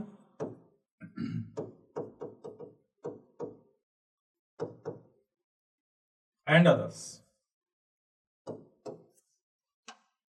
వీళ్ళందరూ ఇట్లా చేసిన క్రమంలో గాంధీకి అనిపించింది ఏంటి అంటే, మహాత్మా గాంధీకి హిందూ ముస్లిం యూనిటీ అనేది ఇప్పుడు నేషనల్ మూవ్మెంట్ లో చాలా అవసరమైన విషయము. అందరం కలిసికట్టుగా పోరాడితేనే మనము మన ఫ్రీడమ్ తెచ్చుకోగలుగుతాము. అయితే ఇక్కడ మనం తెలుసుకోవాల్సింది ఏంటి అంటే, ఎస్, ముస్లిం సపోర్ట్ మనకి ఎంతో అవసరం కాబట్టి ఖిలాఫత్ మూవ్మెంట్ కి మనం సపోర్ట్ చేద్దామనే డెసిషన్ ఇండియన్ నేషనల్ కాంగ్రెస్ తీసుకుంది. మంచి ఉద్దేశమే ఆ టైం పీరియడ్ లో. Gandhi himself presided this Khilafat movement, and the new demand now ఇప్పుడు ఏంటి అంటే, to restore the respect and dignity of the Sultan and change the British attitude towards Turkey. That is the new demand. So ఒక్కసారి మనం 4 demands మనం చూద్దాం. To immediately suspend the Anarchical and Revolutionary Crimes Act, to immediately take severe actions on Brigadier Dyer, who was responsible for killing the hundreds of people in Jallianwala Bagh, innocent people. To abolish the diarchy system that was introduced through Government of India Act 1990, and to restore the dignity and respect of Sultan of Turkey and change its attitude towards Turkey. So these were the 4 major demands. ఈ 4 major demands ని తీసుకెళ్లి అప్పుడున్న lord కెమ్స్ఫర్డ్, the Viceroy of India, ముందుకి తీసుకెళ్లడం జరిగింది. There was no positive reaction from Lord Chelmsford, the then Viceroy of India. ఎటువంటి reaction లేదు. ఆ టైం పీరియడ్ లో ఏం చేసింది ఇండియన్ నేషనల్ కాంగ్రెస్ అంటే, it called for a special session. ఇది ఇయర్లీ సెషన్ కాదు, it has to be considered as a special session. చాలా ఇంపార్టెంట్ ఫ్యాక్ట్ ఇది, బాగా గుర్తుంచుకోవాలి. ఇదే స్టేట్మెంట్స్ లో వచ్చే అవకాశాలు కూడా ఉంటాయి మీకు. వాక్యూమ్ చాలా ఉంటుంది దీనిలో, ఎందుకంటే కంప్లీట్లీ ఫ్యాక్చువల్ ఇన్ఫర్మేషన్ కాబట్టి. స్పెషల్ సెషన్ కండక్ట్ చేయడం జరిగింది ఎక్కడ అంటే Calcutta, 1920లో. There they have given, Mahatma Gandhi has given a call for non-cooperation movement.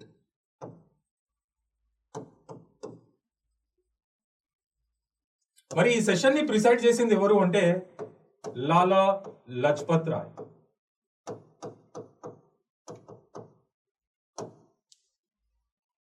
ఇక్కడ ఇచ్చిన కాల్ ని, ఇక్కడ ప్రవేశపెట్టిన రిజల్యూషన్ ఏదైతే ఉందో, it was ratified in Nagpur session. ఇది రెగ్యులర్ సెషన్, ఇయర్లీ కండక్ట్ చేసే సెషన్. 1920 నాగ్పూర్ లో జరిగింది. Here this was ratified. మరి దీన్ని ప్రిసైడ్ చేసిన మనిషి ఎవరు? ఈ నాగ్పూర్ సెషన్ ని ఇండియన్ నేషనల్ కాంగ్రెస్ ప్రెసిడెంట్ ఎవరు అంటే Vijayaraghavachariar. So it was finally decided in Nagpur to launch this, అంటే ఇది యాక్సెప్ట్ చేయడం జరిగింది, రాటిఫై చేయడం జరిగింది. And non cooperation movement was launched in 1920. ఇప్పుడు మనం details of non cooperation movement లోకి వెళ్ళిపోవాలి. చాలా interesting topic, non cooperation movement.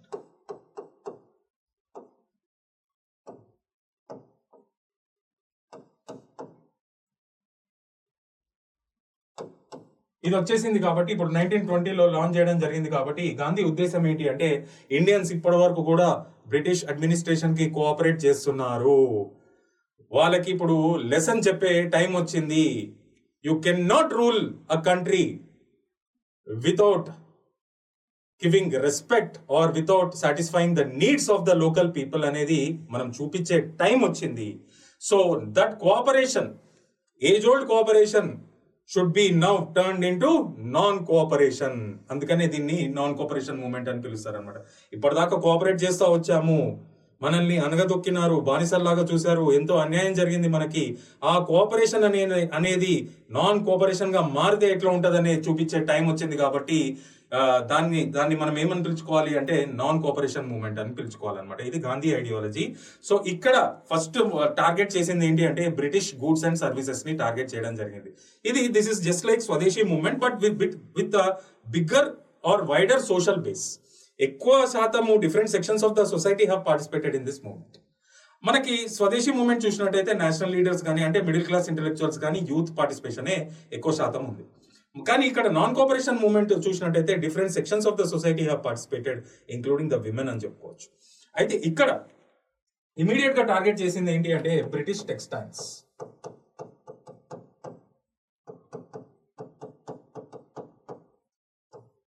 వీటిని కంప్లీట్ గా బాయ్కాట్ చేయడం జరిగింది. కానీ అప్పటి వరకు ఇండియన్స్ బాగా అలవాటు పడ్డారు బ్రిటిష్ గూడ్స్ కి కానీ, బ్రిటిష్ టెక్స్టైల్స్ కి కానీ పర్టికులర్ గా. ఇంతకు ముందు పంచలు వేసుకునే వాళ్ళు, లుంగీలు కట్టుకునే వాళ్ళు, ఇప్పుడేమో pant, shirt, suit, boot, cap, hat ఇవన్నీ రావడం జరిగింది. ఇవన్నీ కూడా western products, western goods. So బాగా అలవాటు పడ్డారు కాబట్టి దీన్ని మనము టార్గెట్ చేద్దాము. మరి బాగా అలవాటు పడి ఉన్నారు, మరి వీళ్ళ లోకల్ నీడ్స్ ని ఎట్లా సాటిస్ఫై చేయాలి అంటే ఇండిజినస్ ఇండస్ట్రీస్ బాగా గ్రో అవ్వాలా లేదా? మరి వాళ్ళకి బట్టలు ఎవరు ఇస్తారు? మన పీపుల్ కి, పబ్లిక్ కి. ఎందుకంటే బాయ్కాట్ చేస్తున్నాం కాబట్టి ఒక కంట్రీకి సంబంధించిన ప్రోడక్ట్స్ మనమే తయారు చేసుకునే శక్తి మనకు ఉందా లేదా? మరి డెఫినెట్ గా ఒక ఇండిజినస్ ఆల్టర్నేటివ్ ఇండస్ట్రీ అనేది డెవలప్ అవ్వాలి. కాబట్టి ఆయనకు వచ్చిన ఐడియాలజీ ఏంటి అంటే ఆ టైం పీరియడ్ లో ఒక 20 లక్షల 20 lakhs of charkhas shall be distributed to the households. ఆ టైంలో హౌస్ హోల్డ్సే హ్యాండీక్రాఫ్ట్ ఇండస్ట్రీస్. ఎక్కడ బట్టలు తయారు చేసేవాళ్ళు అంటే ఇంట్లోనే. మరి ఎవరు పార్టిసిపేట్ చేసేవాళ్ళు ఆ ఇండస్ట్రియల్ ప్రాసెస్ లో అంటే ఫ్యామిలీ మెంబర్సే. Simple tools or simple machines were use. Since they are hand made, they are little expensive. Okay, ఇక్కడ 20 lakh చర్కాస్ ని సప్లై చేద్దాము. This will be an alternative to the British industrial goods అని చెప్పి ఒక idea రావడం జరిగింది. మరి ఈ చరకాని మనం ఏమని పిలుచుకోవాలి అంటే spinning wheel.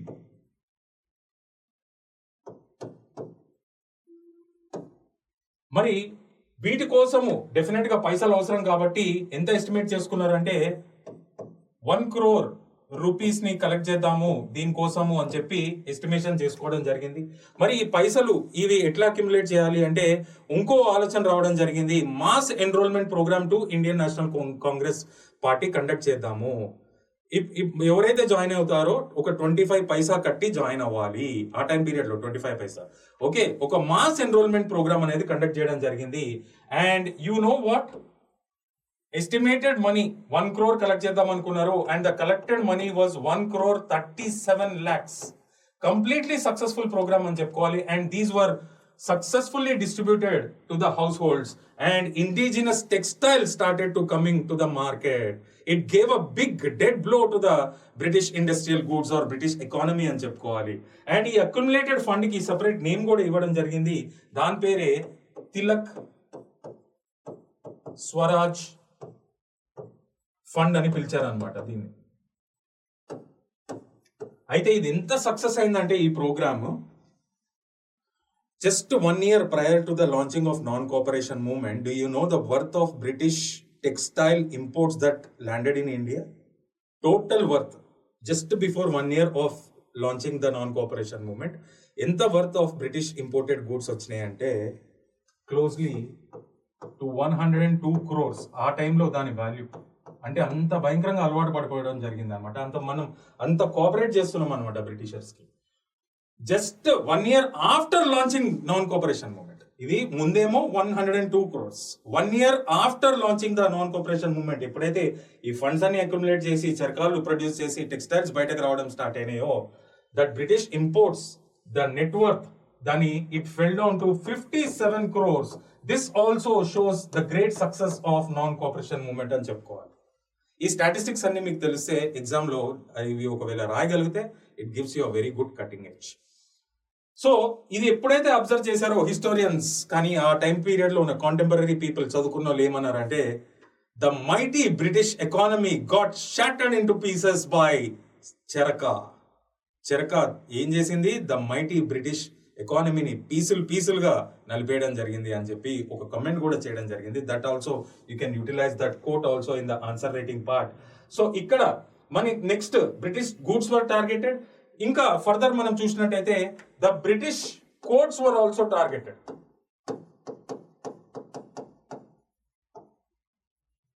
They were also boycotted.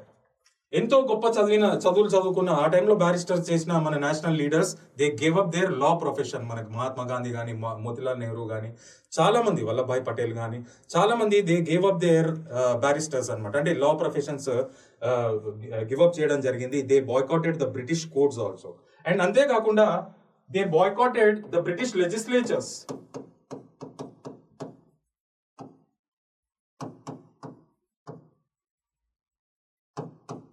The Indian National Congress has decided not to contest in 1920 elections.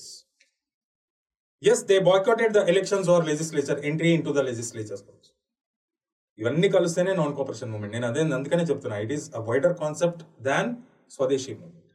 And they have also decided to give back the titles conferred by the British administration.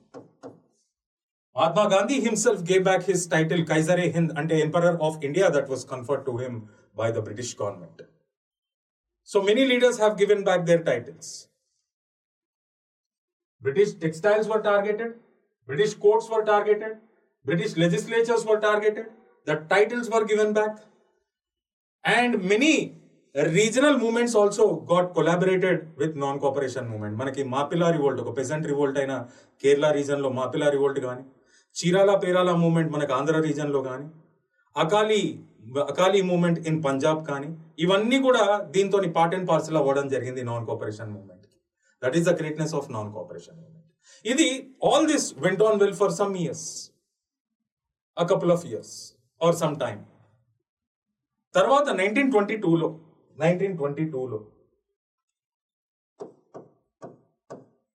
Chauri Chaura అనే village లో, ఉత్తరప్రదేశ్, ఇక్కడ police actions మూలంగా చాలా మంది innocent people చనిపోవడం జరిగింది.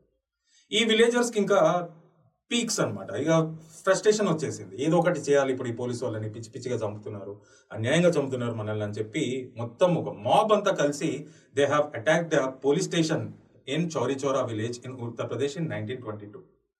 Police was responsible for the innocent killings. మరి innocent people ఒకటేసారి యాంగర్ అవుట్ బస్ట్ అవుతే ఏ విధంగా ఉంటుంది? అందులో విలేజర్స్ పాపం కల్మషం లేని మనుషులు. They have set a blaze the police station in Chaura Chauri, in which at least 20 police officials were killed, burnt alive. And this went to the notice of Mahatma Gandhi. And after listening to the news, he immediately summoned for a Congress working committee meeting at Bardol in Gujarat. And here they have decided to immediately suspend the non-cooperation movement. అసలు reason ఏంటి అంటే ఇప్పుడు చెప్తా. ఇది ఒక పెద్ద mass moment. Mass mentality ఎట్లా ఉంటుందంటే, ఎక్కువ కాలము మాస్ మూమెంట్ అనేది లీడ్ చేయలేదు. Masses want immediate results.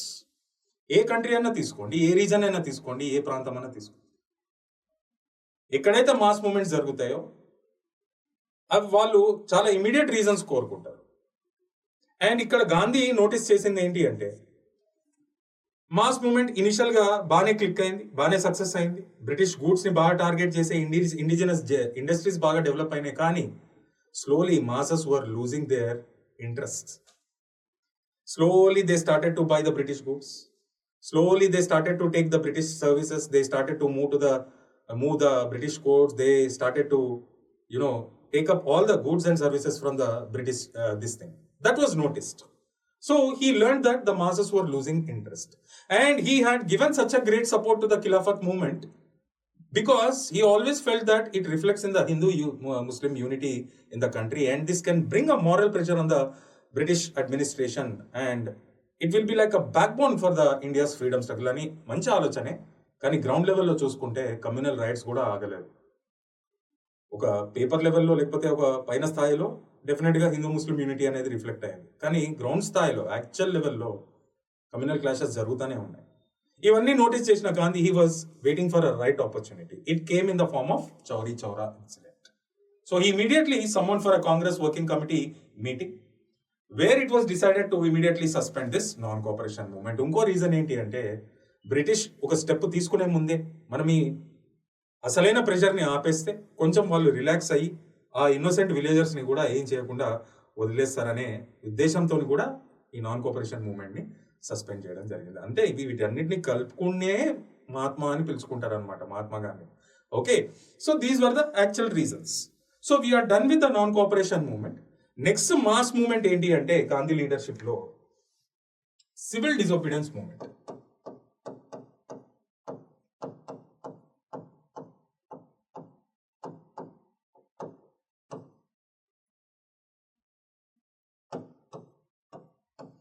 Civil disobedience movement ఇది 2 phases లో లాంచ్ అవ్వడం జరిగింది. 1930 నుండి 31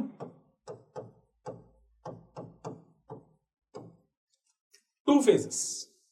Phase 1 was successful, phase 2 was a not so successful event. అయితే ఇది సివిల్ డిసోబీడియన్స్ మూవ్మెంట్ అనేది దేని అవుట్కమ్ అంటే దీనికి సంబంధించిన రెజల్యూషన్ అనేది ఎక్కడ పాస్ అవడం జరిగిందంటే ఒక historical session of Indian national Congress Lahore session అని చెప్పుకోవచ్చు 1929. ఇక్కడే Congress leaders have pass this resolution and they have decided to launch another mass movement under the leadership of Gandhi. అయితే ఈ సివిల్ డిసోబీడియన్స్ మూవ్మెంట్ ని ఎందుకు ఆలోచించారంటే Gandhi was greatly inspired by Henry David Thoreau's writings.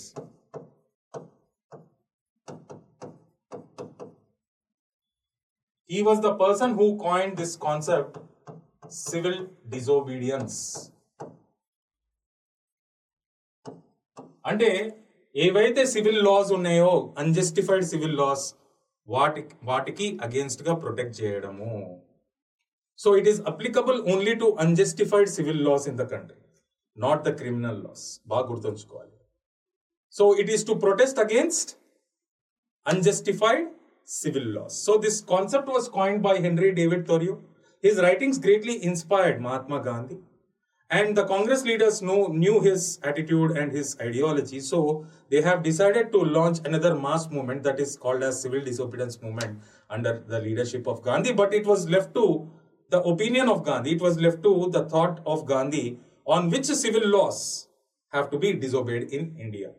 దానికోసం మళ్ళీ ఒక Congress working committee meeting conduct చేయడం జరిగింది. గాంధీ కానీ ఇంపార్టెంట్ ప్రామినెంట్ కాంగ్రెస్ లీడర్స్ అందరు కూడా ఆయన ఆశ్రమంకి వెళ్ళడం జరిగింది.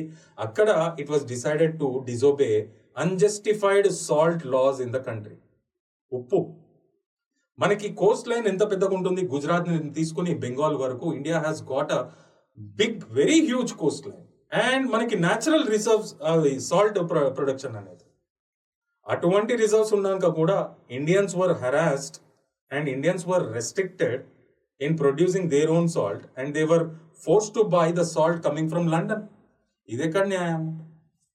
అంత భయంకరమైన సాల్ట్ లాస్ ఉన్నాయి. సో వీళ్ళంతా చదువుకున్న వాళ్ళు ఆ టైం పీరియడ్లో ఇది కంప్లీట్లీ అన్జస్టిఫైడ్ సివిల్ లా కాబట్టి the Congress party has decided to disobey this unjustified salt law in the country. ఇది లాంచ్ చేసే ముందు Gandhi came up with 11 points ultimatum.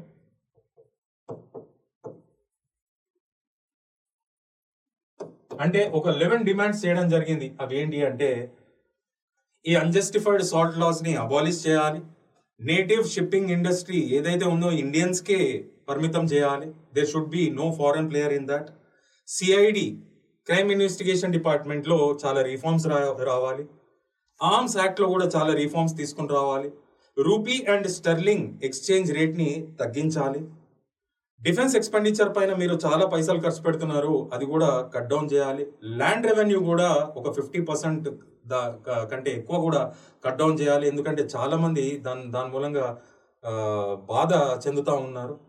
Political prisoners ని ఇమీడియట్ గా రిలీజ్ చేయాలి and intoxication of drinks and drugs ని immediate గా abolish చేయాల్సిందే అని చెప్పి అట్లా సెవెరల్ డిమాండ్స్ పెట్టడం జరిగింది బ్రిటిష్ ప్రభుత్వం ముందు. ఆ టైంలో వైస్రాయ్ ఎవరు అంటే లార్డ్ ఐర్విన్.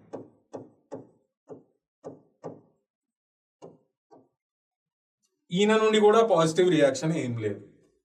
పాజిటివ్ రియాక్షన్ లేకపోవడంతో 1930లో ఏం చేశాడు మహాత్మా గాంధీ అంటే along with his 78 associates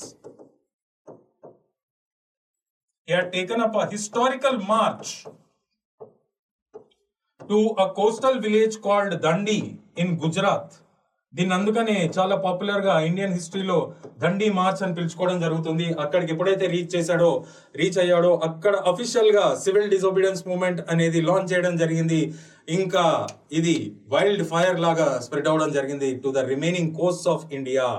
and ఇది ఎంత అద్భుతంగా లాంచ్ చేశారు అంటే, ఎంత సక్సెస్ఫుల్ గా లాంచ్ చేశారంటే definitely it also brought tremendous pressure on the British administration. నేను చెప్తా ఎందుకు అంటే, ఇది ఏ విధంగా స్ప్రెడ్ అయింది అంటే it spreaded to the Kerala coast where Kelappan led this civil disobedience movement there, and ante kaakunda it got spreaded to Tamil coast where it was led by Chakravarti Rajagopalachari, and it got spreaded to Odisha region where it was led by Sarojini Naidu, and it got spreaded to మన Andhra region where it was leaded by Konda Venkatappayya, and it got spreaded to north west frontier province where it was leaded by ఎంతో popular మనిషి frontier Gandhi అని పిలుచుకుంటాం ఆయనని, Khan Abdul Ghaffar Khan. And దీనికోసమే ఖాన్ అబ్దుల్ గఫార్ ఖాన్ ఏం చేశాడు అంటే ఒక కొత్త ఆర్గనైజేషన్ ని కూడా తీసుకుని రావడం జరిగింది for the involvement of greater youth in this civil disobedience movement. Hats off to him. And ఆయన తీసుకొచ్చిన ఆర్గనైజేషన్ పేరే ఖుదాయే కిత్ మద్గర్స్, అంటే Sons of the God. And let me tell you another important point. ఈ ఇండియన్ నేషనల్ కాంగ్రెస్ ఎన్రోల్మెంట్ తర్వాత అంత పెద్ద organisation తర్వాత second biggest organisation అని చెప్పుకోవచ్చు ఈ ఖుదాయే కిత్ మద్గర్స్. అది ఎవరు తీసుకొచ్చారు అంటే ఖాన్ అబ్దుల్ గఫార్ ఖాన్. ఈ విధంగా ఈ మూవ్మెంట్ లాంచ్ చేయడం జరిగింది. ప్యారలల్ గా లండన్ లో ఏం జరుగుతుందంటే రౌండ్ టేబుల్ కాన్ఫరెన్సెస్ అనేవి స్టార్ట్ అయినాయి. ఆ రౌండ్ టేబుల్ కాన్ఫరెన్సెస్ యొక్క బ్యాక్గ్రౌండ్ ఏంటి అంటే దీని ముందు కాలంలోనే సైమన్ కమిషన్ అనేది ఏర్పాటు చేయడం జరిగింది. సైమన్ కమిషన్ ఒక రిపోర్ట్ జనరేట్ చేయడం జరిగింది బ్రిటిష్ గవర్నమెంట్ కి on how the future constitution of India, అంటే 1935 లో వచ్చింది కదా లాస్ట్ లెజిస్లేషన్, అది ఏ విధంగా ఉండాలనేది ముందే వీళ్ళు రికమెండ్ చేయడం జరిగింది అనమాట. కానీ ఆ కమిషన్ లో not even a single Indian was involved, and దానిలో చాలా లూప్ హోల్స్ ఉన్నాయి ఆ రిపోర్ట్ లో అని చెప్పి మన ఇండియన్ నేషనల్ లీడర్స్ అందరు కూడా దాన్ని అజిటేట్ అంటే ప్రొటెస్ట్ చేయడం జరిగింది అనమాట, సైమన్ గో బ్యాక్ అనే పేరుతోని. అయితే ఇప్పుడు లండన్ లో ఎలక్షన్స్ జరగడం జరిగింది. కొత్త పార్టీ అంటే ఈ సైమన్ కమిషన్ ని పంపించిన పార్టీ ఏమో కన్జర్వేటివ్ పార్టీ, ఇప్పుడేమో లేబర్ పార్టీ పవర్ లోకి రావడం జరిగింది. ఇప్పుడు కొత్తగా వచ్చింది కాబట్టి మళ్ళీ ఇంకోసారి all party meeting from India, మన కాలనీ కాబట్టి అందరిని పిలిచి మీకు సమ్మతమా కాదా అంటే మీకు ఓకేనా కాదా అని ఒక మీటింగ్ కండక్ట్ చేసి వాళ్ళ కన్సెన్సస్ ని తీసుకుని దాని ప్రకారంగానే రిపోర్ట్ ని చేంజ్ చేయాలా వద్దా అనేది డిస్కస్ చేద్దామని ఒక రౌండ్ టేబుల్ కాన్ఫరెన్సెస్ మొత్తం కండక్ట్ అయినాయి. రౌండ్ టేబుల్ కాన్ఫరెన్స్ కండక్ట్ చేద్దామని డిసైడ్ అయినారనమాట. సో ఇండియాలో ఇదంతా జరుగుతున్నప్పుడు లండన్ లో రౌండ్ టేబుల్ కాన్ఫరెన్స్ జరుగుతుంది. Congress boycotted this round table conference and the prime minister ఆ టైం పీరియడ్ లో Ramsay MacDonald, he was completely unhappy with the absence of Congress party, the biggest party in its biggest colony in the world. So he was completely unhappy. అప్పుడు ఏం చెప్పాడు అంటే అప్పుడు lord ఐర్విన్ కి ఒక task ఇవ్వడం జరిగింది, to go and immediately convince Gandhi and bring him to the second round table conference instead at least అని చెప్పడం జరిగింది. అప్పుడు దానికి అవుట్కమే గాంధీ ఐర్విన్ ప్యాక్ట్ జరగడం జరిగింది. గాంధీని ఇన్వైట్ చేయడం జరిగింది లార్డ్ ఐర్విన్, ఇద్దరి మధ్యలో ఒక ఒప్పందం జరగడం జరిగింది, నెగోషియేషన్స్ జరిగినాయి.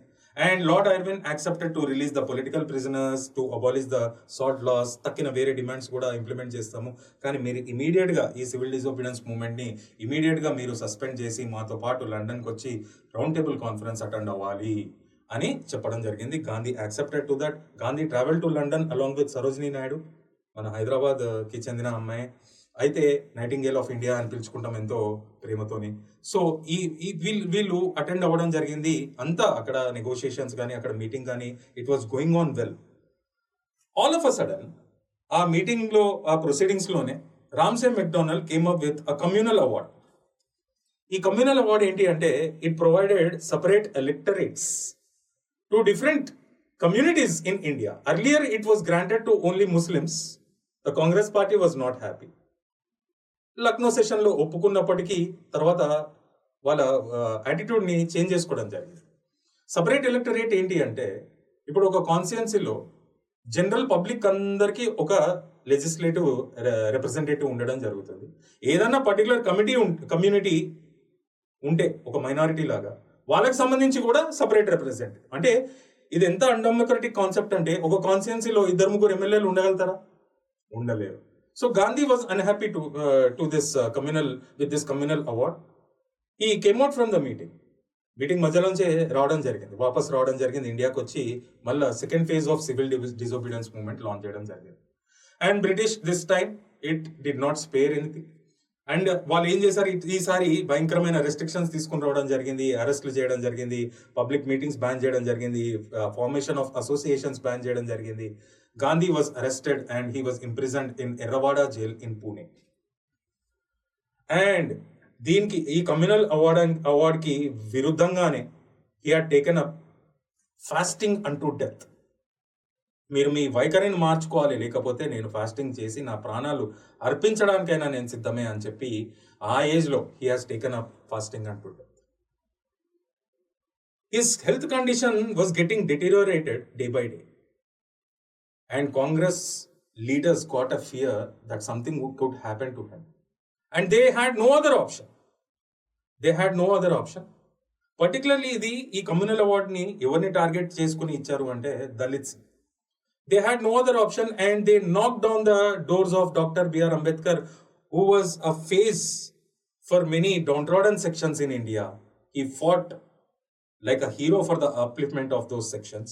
So they all went and knocked on his doors and requested him to convince Gandhi and to make some agreement and to convince him. So Ambedkar unwillingly he accepted to that. He was not ready. But however, he accepted to go and meet Gandhi and both have concluded Pune Pact. పూణేలో అయింది కాబట్టి రవాడా జైల్లో అనే ప్రాంతంలో. దీన్ని పాపులర్గా ఏం పిలుచుకోవాలంటే Poona pact అని పిలుచుకోవాలి. ఈ పూనా ప్యాక్ట్ అవుట్కమ్ ఏంటి అంటే both have agreed that not to provide separate electorates to Dalits in India. Separate electorate అనేది సరే ఏ కమ్యూనిటీకి ఇచ్చినా ఇవ్వకపోయినా అది completely undemocratic. Instead there will be a quota for the Dalits in the legislatures అనే ఇది అంటే ఒక రిజర్వేషన్ పాలసీ అనేది బిగినింగ్ స్టెప్ అనేది దీని నుండే పూనా ప్యాక్ట్ నుండే రావడం జరిగిందని ఖచ్చితంగా చెప్పుకోవచ్చు అనమాట. తర్వాత ఇండియాలో అయితే అసలు దీని రిఫరెన్స్ ఎక్కడి నుండి వస్తుంది అంటే Poona pact. So this is the outcome of civil disobedience movement.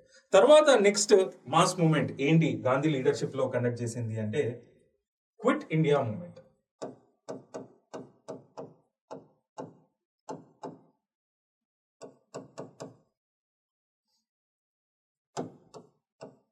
Quit India movement దీన్నే ఆగస్ట్ క్రాంతి అని పిలుస్తారు అన్నమాట, ఆర్ ఆగస్ట్ రెవల్యూషన్ అని పిలవాలి. 1942 ఇది ఏ క్రమంలో స్టార్ట్ అవ్వడం జరిగింది అంటే వరల్డ్ వార్ II పీరియడ్. ఇది మనందరికీ తెలిసిందే. It was fought between allied nations and axis nations. Allied nations తరపు నుండి united states of America, Russia, China, France, united kingdom వీళ్ళందరూ ఒక సైడ్ నుండి కొట్లాడుతుంటే యాక్సిస్ నేషన్స్ తరపు నుండి జర్మనీ, ఇటలీ, జపాన్ లాంటి అగ్రెసివ్ నేషన్స్ ఇంకో సైడ్ ఉన్నాయి. అండ్ ఈ first phase of world war I America nuclear attacks చేసే ముందు కంటే కూడా ఎవరికి అప్పర్ హ్యాండ్ అంటే సెకండ్ వరల్డ్ వార్ లో ఈ ఫస్ట్ ఫేజ్ లో axis nations had a very higher hand, upper hand. అయితే ఇక్కడ ఆ యూరోపియన్ కాంటినెంట్ లో ఏమో Italy and Germany were very aggressive. Japan was very aggressive in Asia. It expelled the European powers from their colonies in Asia. Indonesia నుండి Dutch forces ని expel చేయడం జరిగింది.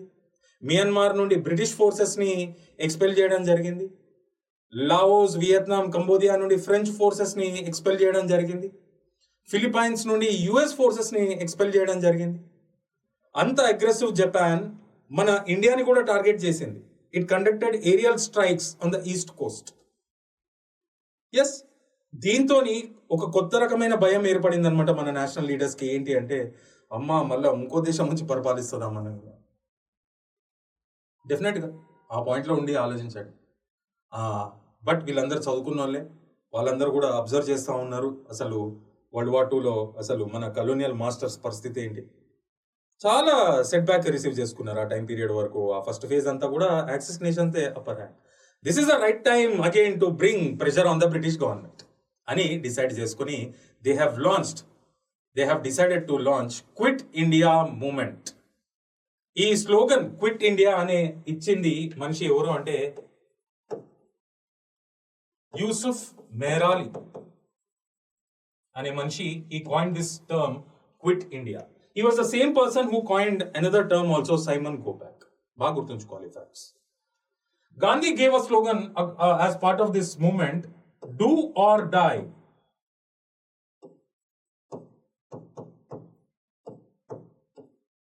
Either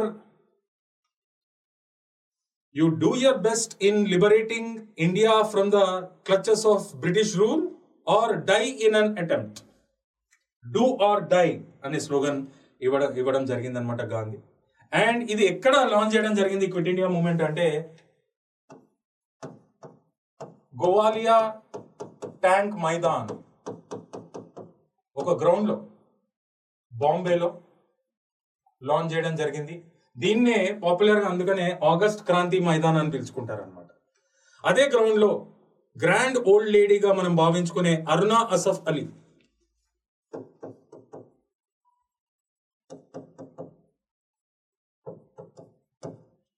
మన ఇండియన్ నేషనల్ ఫ్లాగ్ ని hoist చేయడం జరిగింది అనమాట before launching this movement. And ఆ టైం పీరియడ్ లో మనకి ఎవరు ఇండియన్ నేషనల్ కాంగ్రెస్ ని ప్రిసైడ్ చేస్తున్నారు అంటే మన first educational minister Maulana Abul Kalam Azad.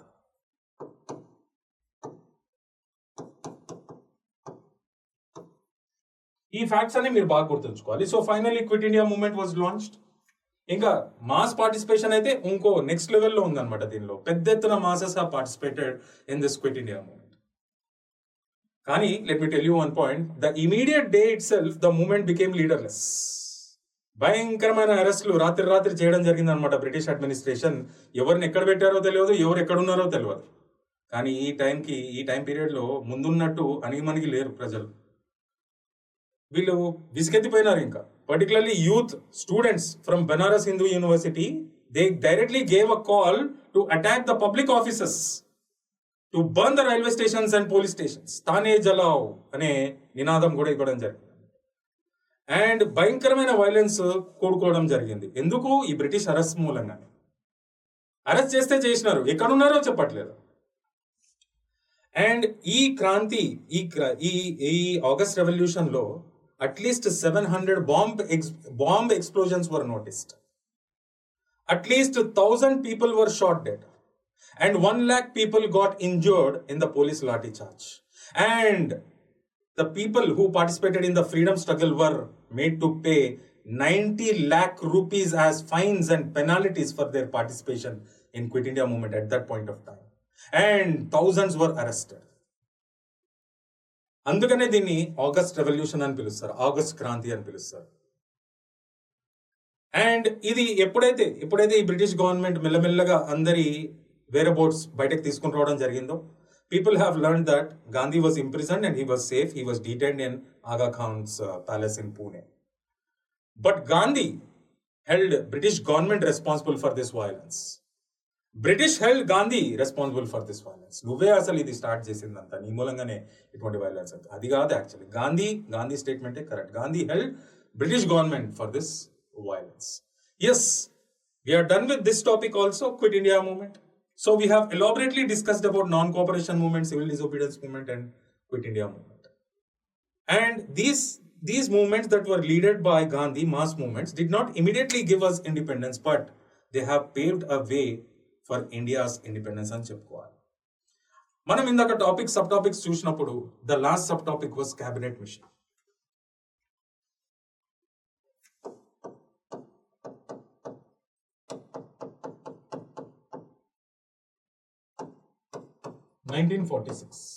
The Prime Minister of United Kingdom, Clement Attlee,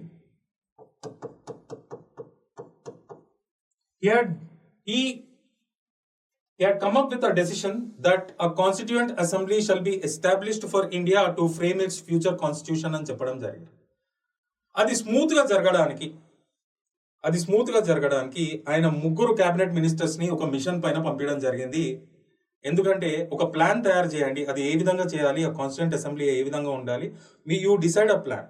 ఆ టాస్క్ ని ఆయన క్యాబినెట్ మినిస్టర్స్ కి ఇవ్వడం జరిగింది, 3కి. And their responsibility was to convince all the parties, including 2 large parties. ఒకటి ఏంటి అంటే ఇండియన్ నేషనల్ కాంగ్రెస్, ఇంకోటి ఏంటి అంటే ముస్లిం లీగ్ పార్టీ. అదే మిషన్ పైన రావడం జరిగింది. ఆ క్యాబినెట్ మిషన్ లో ఉన్న మెంబర్స్ ఎవరు అంటే సర్ ప్యాట్రిక్ లారెన్స్,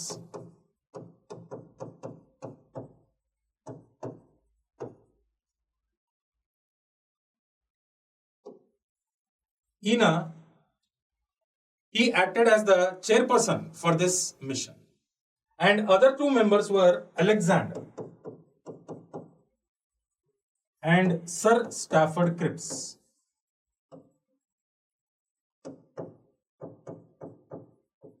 ఇంతకుముందు క్రిప్స్ కూడా ఒక మిషన్ పైన రావడం జరిగింది, కానీ it had failed. Now the cabinet machine has come, which included 3 cabinet ministers, hence the name cabinet mission. They came up with a mission for to prepare a plan to establish a constituent assembly that frames a future constitution for India. It was chaired by Sir Patrick Lawrence, and the other 2 members were Alexander and Sir Stafford Cripps. After making a plan, they have decided according to this plan, there shall be Union of India and a constituent assembly shall be established to frame the constitution for future India అని చెప్పి ఒక plan తయారు చేయడం జరిగింది. They dismissed the idea of 2 nations and 2 constituent assemblies. They were not happy with partition of India. They will accept చేయలేదు. And they called on for a all party meeting. ఎక్కడ అంటే ఒక షిమ్లా కాన్ఫరెన్స్ కండక్ట్ చేయడం జరిగింది. అక్కడ అన్ని parties attend అవ్వడం జరిగింది. And there was a deadlock between 2 rival parties, Indian national Congress and Muslim league party. వీళ్ళకి కొన్ని డిమాండ్స్ ఉండేవి, వాళ్ళకు కొన్ని డిమాండ్స్ ఉన్నాయి. వీళ్ళకి నచ్చినాయి, వాళ్ళకి నచ్చలేదు, వాళ్ళకి నచ్చినాయి, వీళ్ళకి నచ్చలేదు. కానీ ఈసారి క్యాబినెట్ మిషన్ దాన్ని పట్టించుకోలేదు. However it submitted its plan and report. వాళ్ళ సొంతంగా తయారు చేసుకుని చేయడం జరిగింది. And it provided for a temporary government to be created at central level, and that was headed by Jawaharlal Nehru. అన్ని పార్టీస్ ని దాన్ని సహకరించమని చెప్పడం జరిగింది. జనరల్ ఎలక్షన్స్ కండక్ట్ చేసేదాకా it would act as a constituent assembly. Elections అయ్యేదాకా కాన్స్టిట్యూంట్ అసెంబ్లీ, ఎలక్షన్స్ అయినాక parliament గా కన్వర్ట్ అవుతుందని చెప్పడం జరిగింది. ఇది cabinet mission plan. So initial గా Muslim league party was part and parcel of this interim government or temporary government. దాని తర్వాత అప్పుడు జరిగిన కొన్ని పొలిటికల్ సంఘటనల మూలంగా అది బయటకు రావడం జరిగింది. ఎన్నో కమ్యూనల్ టెన్షన్స్ చూసాం మనము. డైరెక్ట్ యాక్షన్ డేని ప్రకటించడం జరిగింది మొహమ్మద్ అలీ జిన్నా, అండ్ చాలా భయంకరంగా ఉండింది అనమాట ఆ వాతావరణం. దాని తర్వాత ఇమీడియట్ గా పార్టిషన్ అవ్వడం జరిగింది. రెఫ్యూజీ క్రైసిస్, ఎంతో మంది చనిపోవడం జరిగింది. విమెన్ ఆల్సో గాట్ విక్టిమైజ్డ్ ఇక్కడ కూడా. So this is all about cabinet mission plan. మనము కంప్లీట్ గా ఎంతో చక్కగా ఎలాబొరేట్ గా అన్ని టాపిక్స్ కూడా మనము ఒక సింగిల్ సెషన్ లో కంప్లీట్ చేసినట్టే ఇండియన్ నేషనల్ మూవ్మెంట్ కి సంబంధించి. గో త్రూ దిస్ వెల్, బాగా రాసుకోండి పాయింట్స్, బాగా బైహార్ట్ చేయండి. ఆ స్ట్రక్చర్ని మీ బాగా గుర్తుపెట్టుకోండి. అండ్ నేను చెప్పిన ఎక్స్ప్లెనేషన్ కానీ ఫ్యాక్ట్స్ కానీ బాగా రివైజ్ చేయండి. It will be helpful for your preliminary examination. Thank you so much. I hope you have enjoyed this session. Vivek signing off. Thank you.